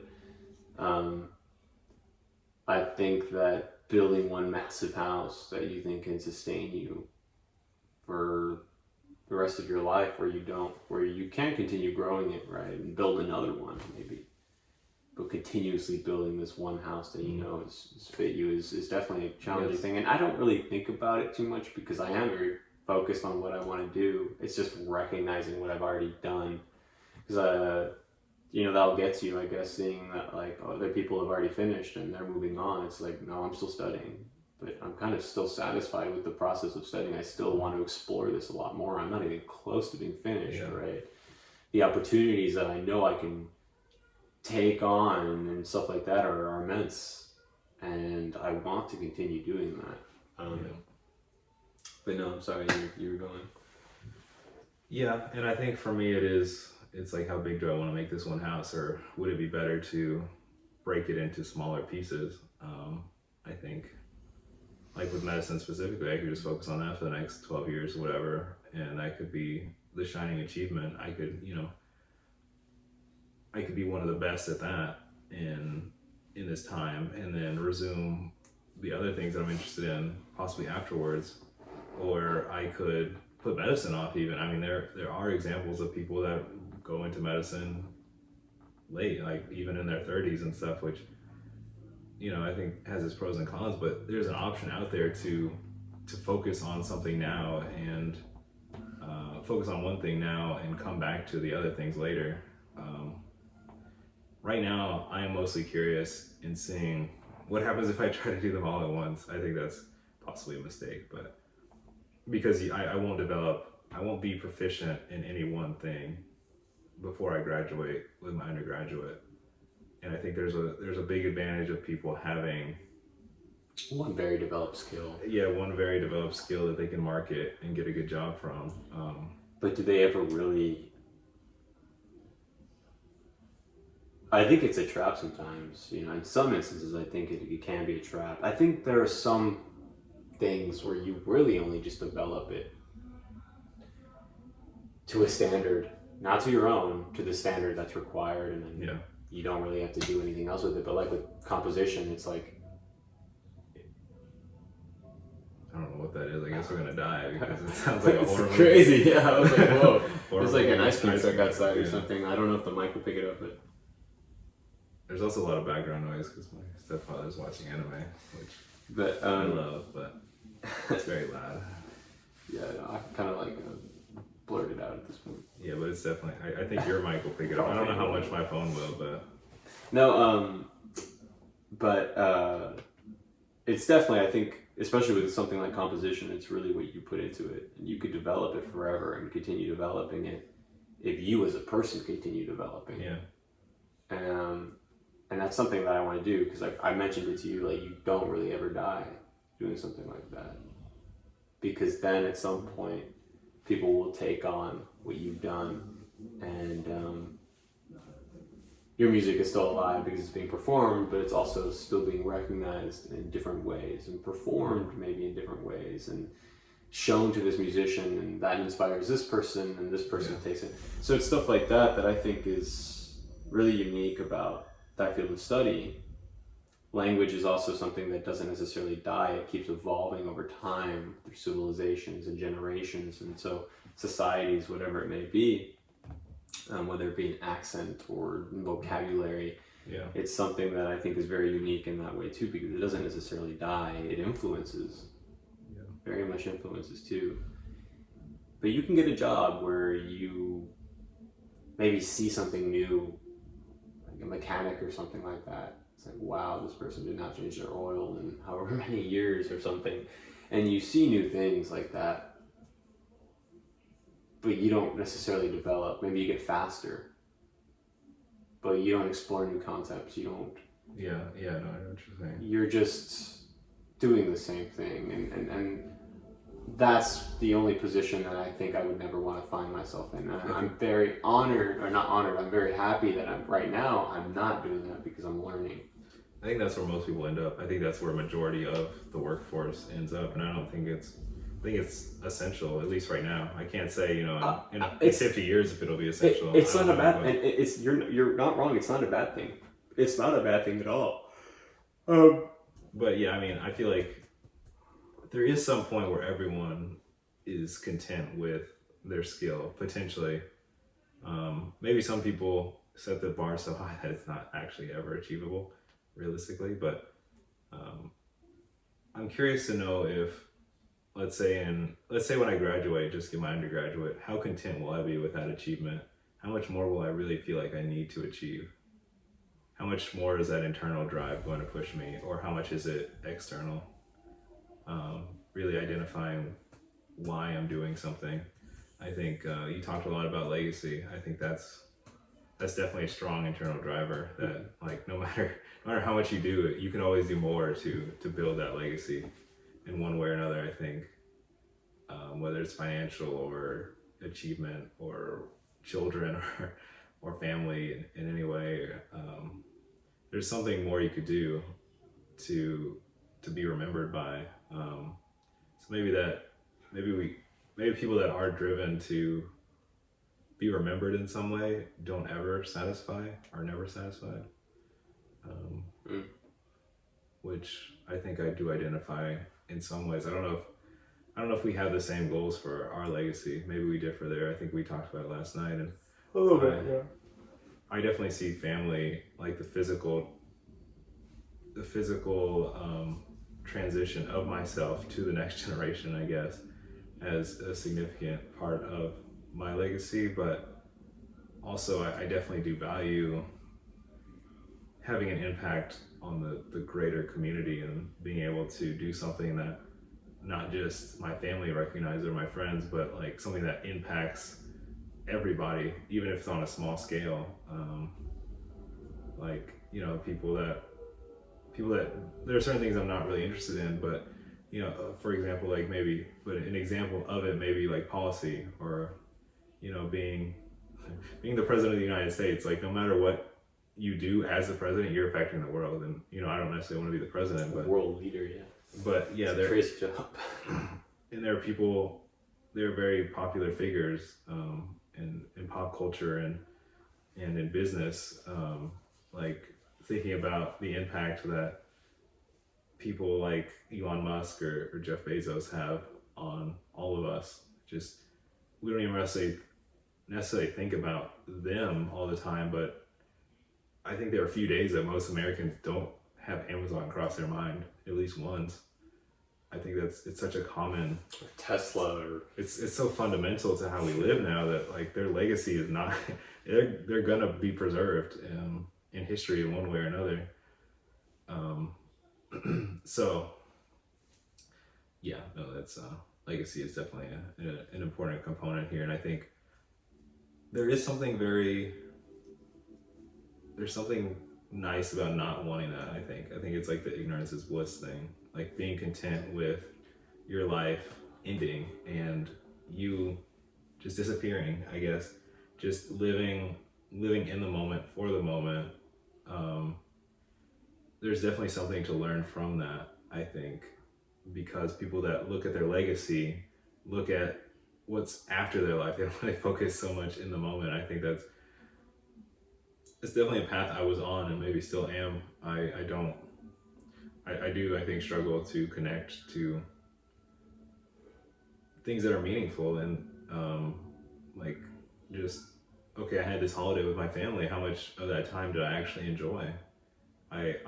I gave a decent amount of time to it, and there are things we did that I think, you know, I realize that I don't, like, the things that maybe this holiday is maybe my ideal life, you know, like there are things that I got to do during this holiday that I don't get to do. I'd like spend time with family or go out to eat, and just these little simple pleasures that ultimately I think are what I want mostly. Like, those are things that I genuinely enjoy, but how much of it did I absorb, or did it just kind of wash over me? Interesting. I think I've kind of arrived at a perspective when, like I said, we're talking about the cone perspective, where you get closer to the point. Not only are you more familiar with what you want to do, but you also further distance yourself from people who can understand what you're doing.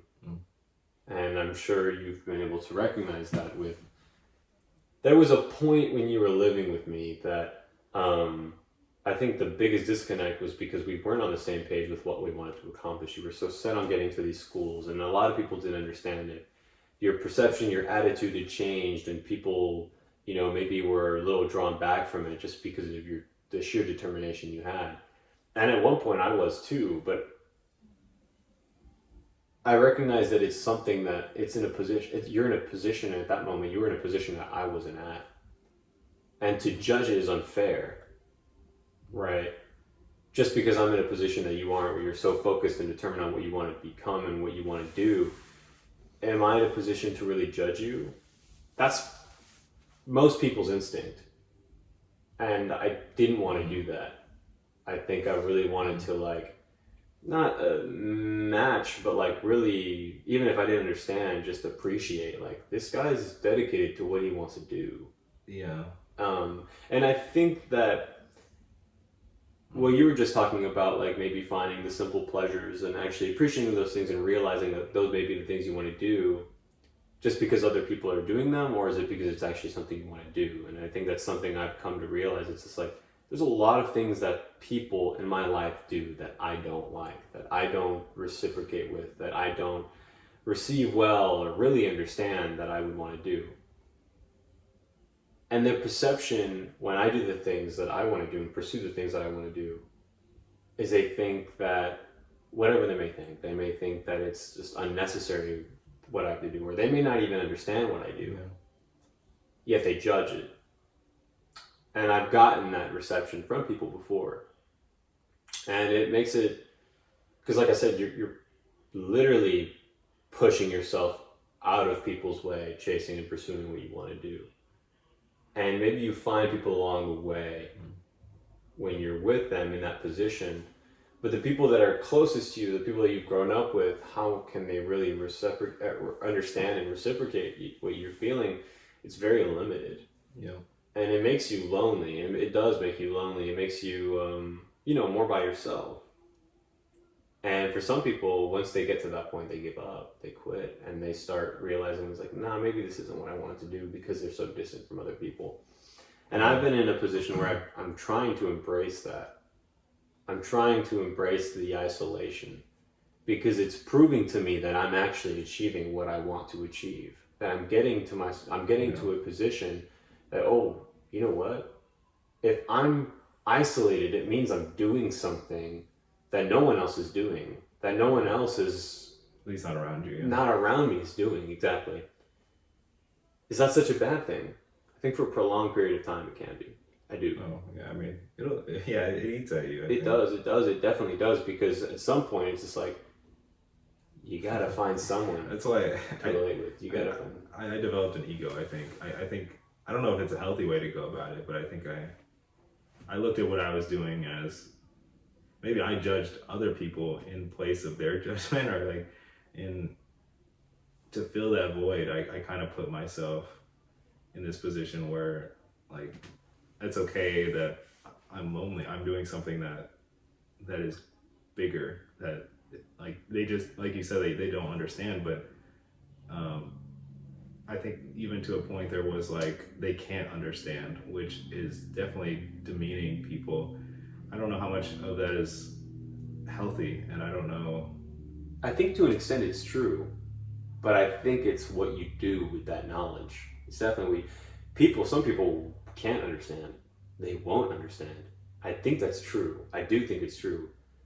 But for that to make you negative, I don't think that's the healthiest perspective, obviously. I don't think it's the healthiest thing, the healthiest approach to that knowledge, to that recognition. I don't think it's the healthiest approach. I don't, but it's easy, very easy to do that. It's extremely easy to put yourself in the positions like they don't understand, like, why would I, why?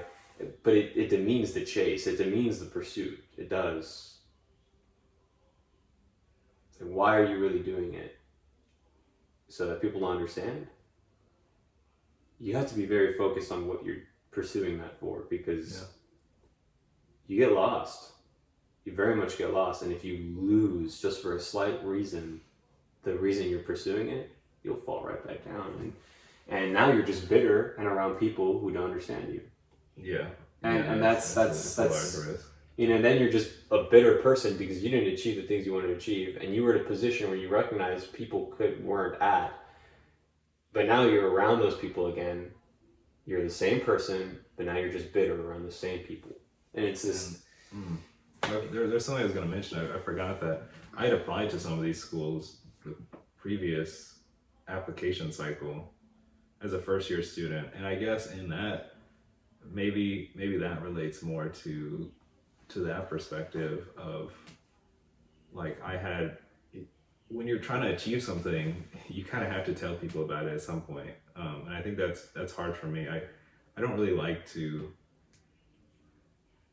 I don't like to share what I'm doing with other people. I think there's part of me that likes to stay reserved, that likes to not be vulnerable. I don't know if it's because of my past. Maybe I don't like being hurt. Maybe there's some things I need to work through, you know. But part of it is I don't like sharing, or at least historically I haven't liked sharing what I'm trying to do. But I got to a point where it's like, what are you spending so much time doing? You have to, like, you can't get out of it, I guess. You can't, if you're actually passionate about something, you have to tell the world about it. You have to tell your friends so they can understand, like, oh, you're not coming to my birthday party because you have this thing. I understand. I'd really like you to come, but that makes sense. I understand what you're doing. And it got to that point where I think that was something I had to learn, was being able to share what I was doing with other people that were close to me. But yeah, no, in that first application cycle, that was hard for me. I think it was learning how to open up to that. And then I didn't get accepted into any of the schools. So going back to what you were saying earlier about not being proud of the process, or, you know, feeling like I had left something on the table potentially, I think I definitely felt that way. I had submitted applications last second, and I remember there's one specific, like, there's a semicolon, and then I capitalized the letter after the semicolon. And it was just little things like that were bothering me, just because I realized that, like, I had changed that thing last second, and it caused me to make a mistake, and there were regrets in that process.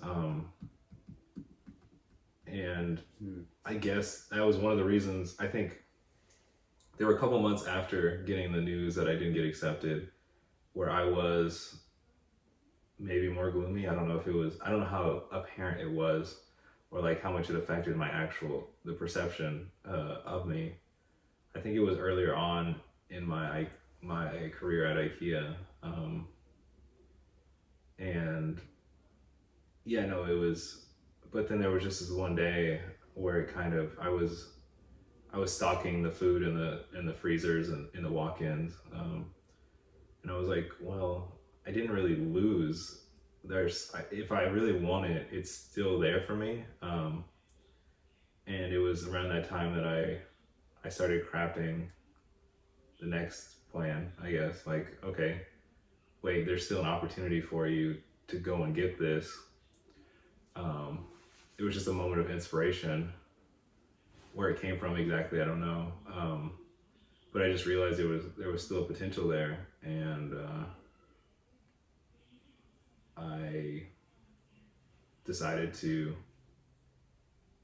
go after it again with everything I could. It kind of, I don't know, it kind of didn't make sense. I guess, I don't know, it didn't.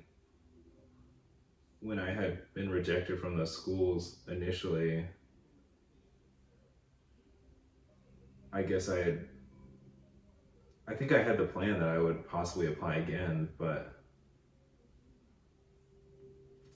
it was just such a, I don't know, it's just one moment that I remember. It was like, wait, why can't I?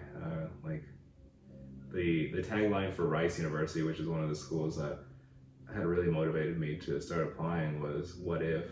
And going back to legacy, it's like, what if, like, oh, if you get into this school, or, you know, even if you don't get into this school, but like you apply to these schools and you get into another school, or you learn something in the process that you didn't know, how could that change the trajectory of everything you're doing? And I'm looking at this bedspread in front of us right now, and I'm thinking of all these branches and how it's kind of scary to think we could apply to a program that could fundamentally change our lives. And, you know, we do that every day, whether we want to or not. You know, we make simple decisions. Like, I don't know what program you just applied to, that summer program, but like, you get accepted to that, you don't know exactly the professors you'll meet, the people you'll meet, even if it's only just a summer, the impact that could have on your life is, it could, there's no telling. So it's little things like that. And I just thought, well, what if I just gave it this one more application cycle? What if I tried as hard as I could? What if I did something that other people weren't doing, and I just did it? What's the worst that can happen? I could be working a retail job, or, I just come back where I am. It's, the world won't end.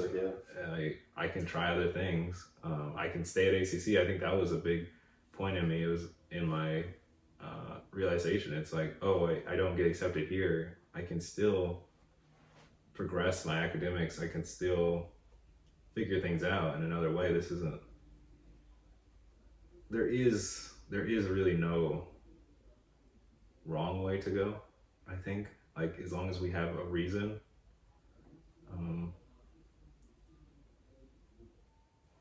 There are infinite options always in this moment. There are 10 different things that I could do, but each one of those, each one of those has their own risk, I think. I could just walk out of the room and, probably wouldn't have that much of an impact. The podcast would end, but whatever, Eddie would get over it, in probably a day or two, and it would be the end of that. We could continue talking for another hour potentially, but then maybe we'd be tired afterwards, and maybe I don't know, we wouldn't have time after to talk or do anything. And there are just so many decisions, but really, like, is any one of those the wrong one? I don't know. It was an experiment, and I think that was an important time for me. I guess that wasn't a period I really talked about, but I think maybe it identifies more with how you feel now. I don't know the outcomes of your applications now. I think you're a good candidate. I don't know too much about composition though. I don't know what the applicant pool looks like. I don't know. I really don't know what you did. I don't know if you're judging yourself hardly or if your critique is fair. So I don't know either. I honestly don't know either. I just hope for the opportunity. If I get the opportunity to study this summer in Paris, that would be phenomenal. Obviously, it'd be phenomenal. And if I got the opportunity to study at Bard in New York, to return and to have the opportunity to get the curriculum that I desire, would be phenomenal. And sometimes I tell myself, like, I think the work I put in is definitely enough to at least get recognized by these schools. I never applied to these schools, and so getting just a call back from UT was extremely surprising. I didn't even think I was good. I never, ever in my mind would have ever considered to even be hearing from UT, because I never tried. I never ever wanted to try. But going back, it's kind of unbelievable. It's like, well, this school at least recognized me to do an interview, and of the 20 people that applied, there was only 3 of us on an interview. Yeah. That means something, and it gives me hope. And I realized that, okay, it's the same perspective you had. Am I going to settle? UT's not a bad school, but Bard is where I really want to go, considering its curriculum aligns with what I want to do. Is it, if UT doesn't even accept me after the interview, am I going to give up? And I told myself, no. I don't even know if you really have an option. We could talk about, but I don't know, like, some things we might think we have the decision over, but like the amount of regret and the anguish we'd feel if we gave up might be worse than trying again. Absolutely. So really, do we even have a decision? Like, we might be forced, we might be compelled to follow this path. We don't even really. But I could just give up and just do something else besides composition. Is my point. Is I gave up composition, and I start to realize, like, again, it comes from a point where I don't recognize my work. I just do it and I do it and I do it. And I don't recognize. I don't turn back and be like, oh yeah, I did that. Yeah. And so getting the call back from UT was like crazy fucking surprising. I was like, holy shit, I actually got a call back. I got an email to do an interview, and I never in my mind thought I would ever receive any kind of email from UT. I never expected myself to go to UT, and never, ever in my mind did I ever expect that. It's like, damn, well, I turn around and I start appreciating it. I don't let myself get too caught up in it. I don't. I'm just like, no, I just got to keep working. Because regardless of their answer, are you going to keep working? Well, I have to keep working now. Yeah. So I look at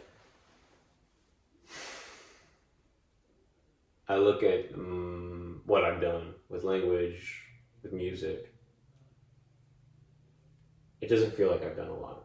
It doesn't really feel like I've ever hit the potential every single time, like ever hit the limit every single time on any of those things. But it's a conglomerate. It's a combination of everything. Schools like to say holistic application review, which is definitely important. I don't think I could have gotten into the school if it wasn't that case. I don't think any one component of my application was strong enough to really be competitive, but the sum of it was. Because it's, anyone can work a 9-to-5 job. Maybe not anyone, but that's not super hard to do. But then you start adding more to that glass, and I guess people can see that. They see how full that glass is, and people can recognize how dense it is. Yeah, I guess it's not only how full it is, but like what is it composed of? What is it composed of? Yeah.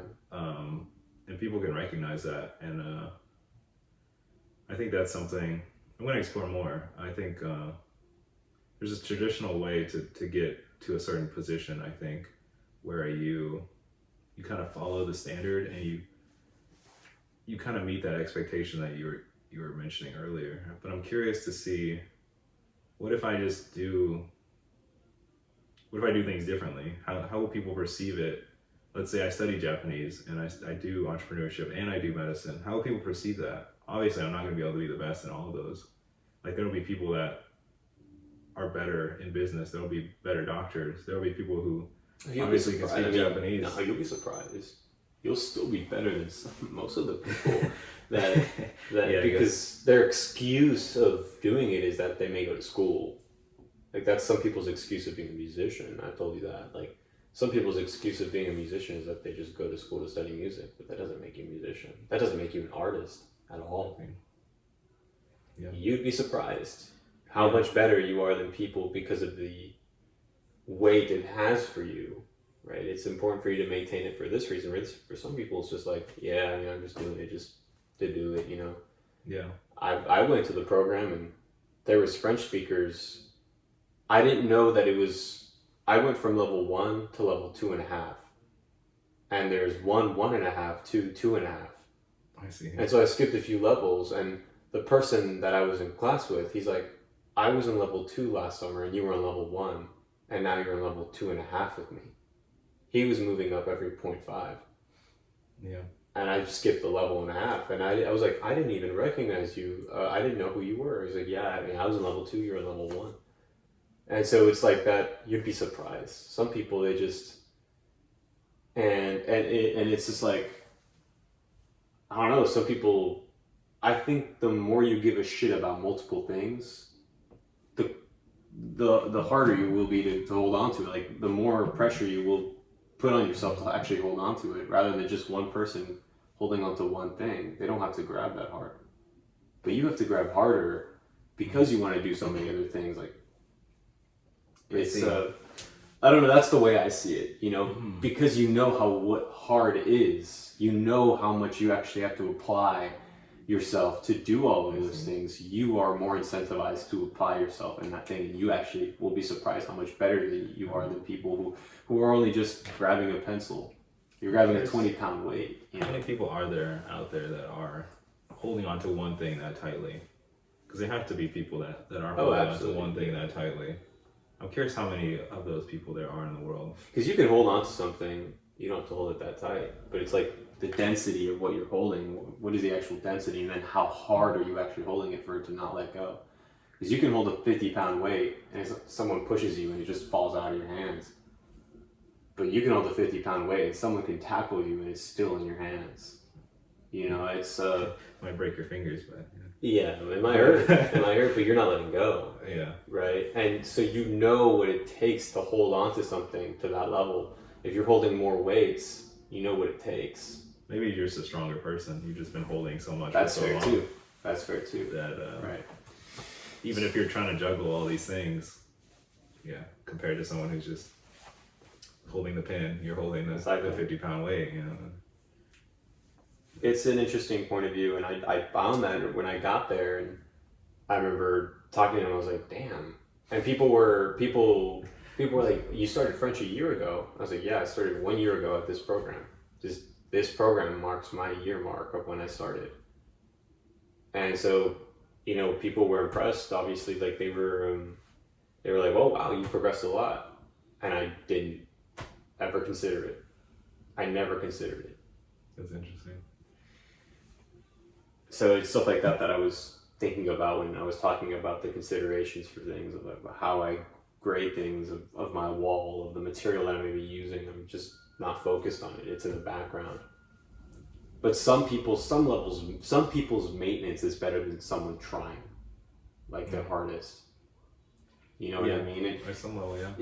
And that's like, fuck. You know? That's... Yeah, it's not really a fair world, I would say. Mm-hmm. Yeah. Are you an alpha or a beta? Yeah. Well, some they're predisposed, like they don't. I was referencing Brave New World, by the way. They don't just say that. Which I finished yesterday, which I was late today. By the way, it is 4. It's pretty late. I mean, we hit 2 hours. So. Did we? At the 2 hour mark. Yeah. What meeting do you have? Oh yeah, that's at 4. Oh, thanks. Okay. Yeah, no, I do need that. Is it a long meeting? It's not super long. It shouldn't be super long, but it is important. Okay. So. I guess. What time does it start? 4:30. 4:30. Okay, cool. I guess then, yeah, we should wrap this up. Yeah, this was fun. I actually really enjoyed doing this. I don't know when we'll have the opportunity to do it again. Like maybe we set up a Zoom call or something in the middle of the semester, like spring break if you're back. Yeah. Or if you have the break. Yeah, we'll see. I don't know where I'm going, but if I'll stay or... I think by that point, hopefully I would have news on where I'm going and what I'm doing and however disappointed I am. It's how fast I could bounce back from that disappointment to keep working towards my goal. But yeah, I guess this is our, I don't even know, let's just say this is our 5th year of friendship, I guess you could say. Since 2020 or 2019 or whenever it was, but yeah, here's to more, I guess, and hopefully we can do this. I think this is a really cool thing. This is the first time I've ever tried this with anybody. No, I think it was for the most part, I got a lot out of it, definitely. I think I definitely have some ideas and my perception of specific things have changed in this conversation alone. I think the way I may approach things, I think this is a healthy thing to do, but the thing I appreciate most is I can't do this with very many people.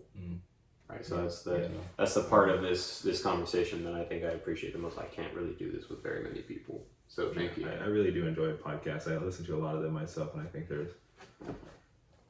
that's the value of podcasts. You can just get different perspectives. I think you could have a podcast with just about anybody, and maybe some people you learn more from than others. No, yeah, definitely. Like, I mean, but I mean, there are so many things that I haven't done. Right? I think we're both still fairly young, and we're both trying to figure things out. And I know last time we talked, there were a lot of unknowns. There were a lot of like, what could happen? This might happen. This might happen. Sure. I don't think that'll ever end. But obviously, it's clear now that there are new questions on our minds. It's always fun to look back and like those fools. If they just realized this one thing, sure. Or if they had just applied themselves in this one way, they could have avoided all that struggle. But or maybe it's like I appreciate those guys for having gone through that work then, sure. So I could be who I am now. Yeah, hopefully we have the opportunity to look at this in the future. Maybe next year. It's still recording. That one. Yeah, the card got full. I don't even know how. But this one I think is still going. Yeah, 2 hour mark. That was impressive. I don't think we didn't expect it, the 2 hour mark. But we talked for 2 hours last night. So it's not... Yeah, right. It was around there. Well, and some of it was the essay, and some of it wasn't. Some of it was the essay, and I think most of it wasn't. Some of it was sexuality, and some of it was. It was a good conversation. And that's again the thing that I appreciate the most is you mentioned that you could have conversations with most people, but I think I can. But how much am I going to walk away thinking I've either cleared my head or have some knowledge that could progress me or made me realize things? There are very limited conversations at this point there are very limited conversations I can have with people that are as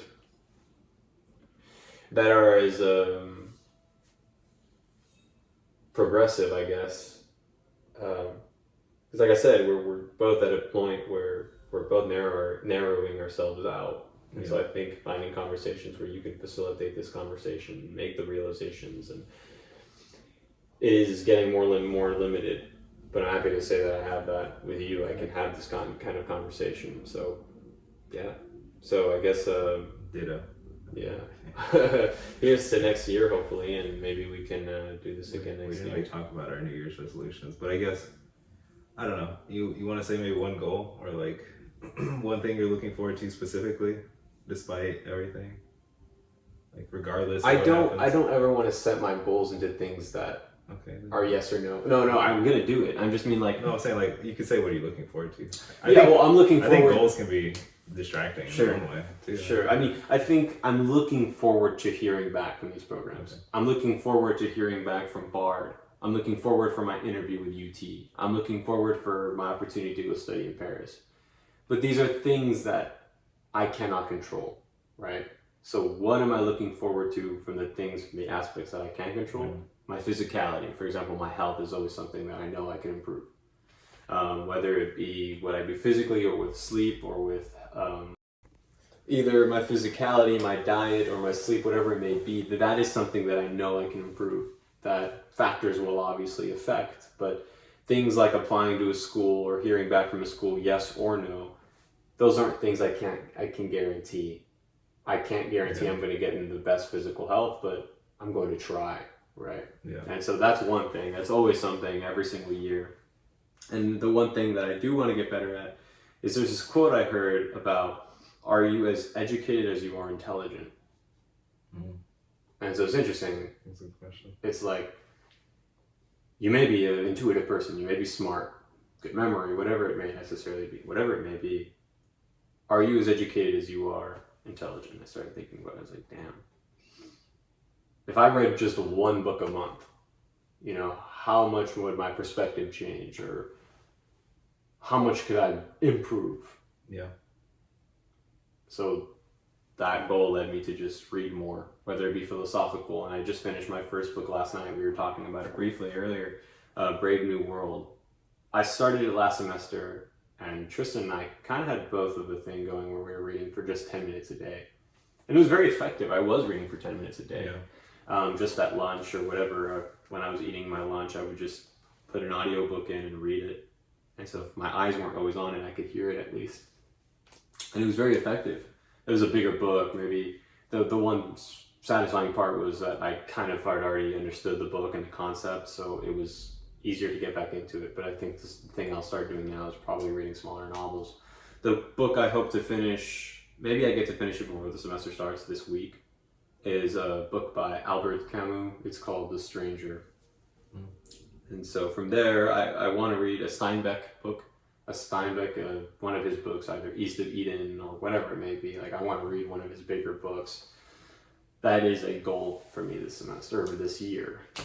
Besides that, I have smaller goals, and I'm sure throughout the year I'll have an accumulation of other goals that I want to accomplish. But that is what I've had on my mind, definitely, and just try to keep doing. And you. Well, I'll try and be brief, as my alarm just went off a second ago, and that means I have less than 20 minutes now. But yeah, no, that the book reading habit is definitely something that I was a fan of. I have fallen off of it now, but I did read a book and a half about this last semester, and that was only like half the semester. So I think there's definitely a lot of value in that. I don't think I would have gone through the amount of pages that I got through, and I don't think it was a significant investment. Although I think that my timing wasn't great for it. I think I'd prefer if I had put it forward in my day, I'd put it right before I went to sleep. But reading is definitely something that I'd like to do more. I almost don't even give myself the luxury of reading. I think that's part of it. And there's so much reading that has to be done for academics Sure. and school and stuff. So it's easy to excuse not doing it. I heard that most Ivy League schools apparently have to read a book a week. I mean, it's going to depend on your major, I think. That's kind of crazy. A book a week is kind of I think I remember one of my classmates was saying how they basically had to read a book a week. I don't know what English class it was in, but it does exist, I'm sure. Wow. But I mean, really you got to break it down in hours, and how many hours is that really? It's just we're also short attention span, I guess. I don't know, but it's really not. I mean, Brave New World, how many hours is that total? Maybe 8? 8 hours. 8 hours or so. So I put it at like 1.3. I was listening to it at 1.3 with the narration. So I mean, like, that's really like an hour a day. It's really not an insane amount of time if you think about it. I was probably reading closer to 15, 30 minutes a day. Or just about 15 to 30 minutes a day I would read on my break. Yeah. And so these last ones I just kind of just tanked after. Well, let me get to my goals before my alarm goes up again, because it's gonna snooze in a few minutes, so I have time. But I think for me, my goal is to find a partner, either in business or I think even romantically. I think that is something that I am interested in finding. I don't know if it's really something I even have time for right now. I think at least the romantic one, the business partner one, is something I'm definitely looking for. And I think this person could be the same person. I'm just gonna speak it into the atmosphere. I think maybe that'll manifest them hopefully this year. That is something, I guess, that's out of my control in a lot of ways, but also in my control in a lot of ways too, if I put myself out there more. That's kind of a goal. I think something that has limited me a lot in my life is that loneliness, is that reclusive nature that I have. And I think being able to have someone that I can depend on, either professionally or even just having someone that I relate to more on campus. I think that was a challenge for me this past semester, is not really having that person. So that's kind of a goal. My other goal, I guess, this year is probably MCAT. That's probably another goal of mine, is to both study, and I don't know if I'll take it this year.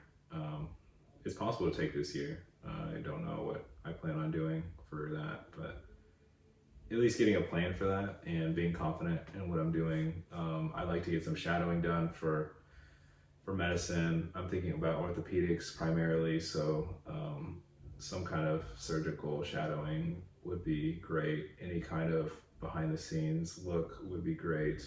I need to develop and maintain relationships with family. I really enjoy being able to see my cousins this past winter break, and I developed a intermittent call schedule with them, and I think that was one of the reasons they decided to come down this winter, which it kind of feeds itself, I guess. But it's really good. They're finally getting to the age where I can actually talk to them and inform, they can have conversations and they have their own independent thoughts, and that's very meaningful to me. So maintaining that.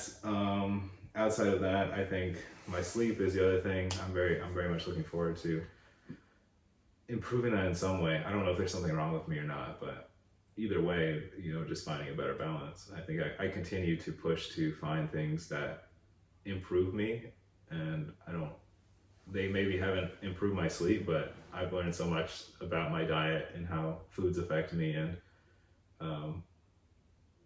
just different habits, being mindful of just trying to be grateful and be in the moment. I think those are practices that have been developed as a result of my sleep being poor. So I guess there's something to be grateful for there. I think I want to do some things, maybe social media wise, like on YouTube. I might post this video. So okay, that's cool. We'll see. But yeah, other than that,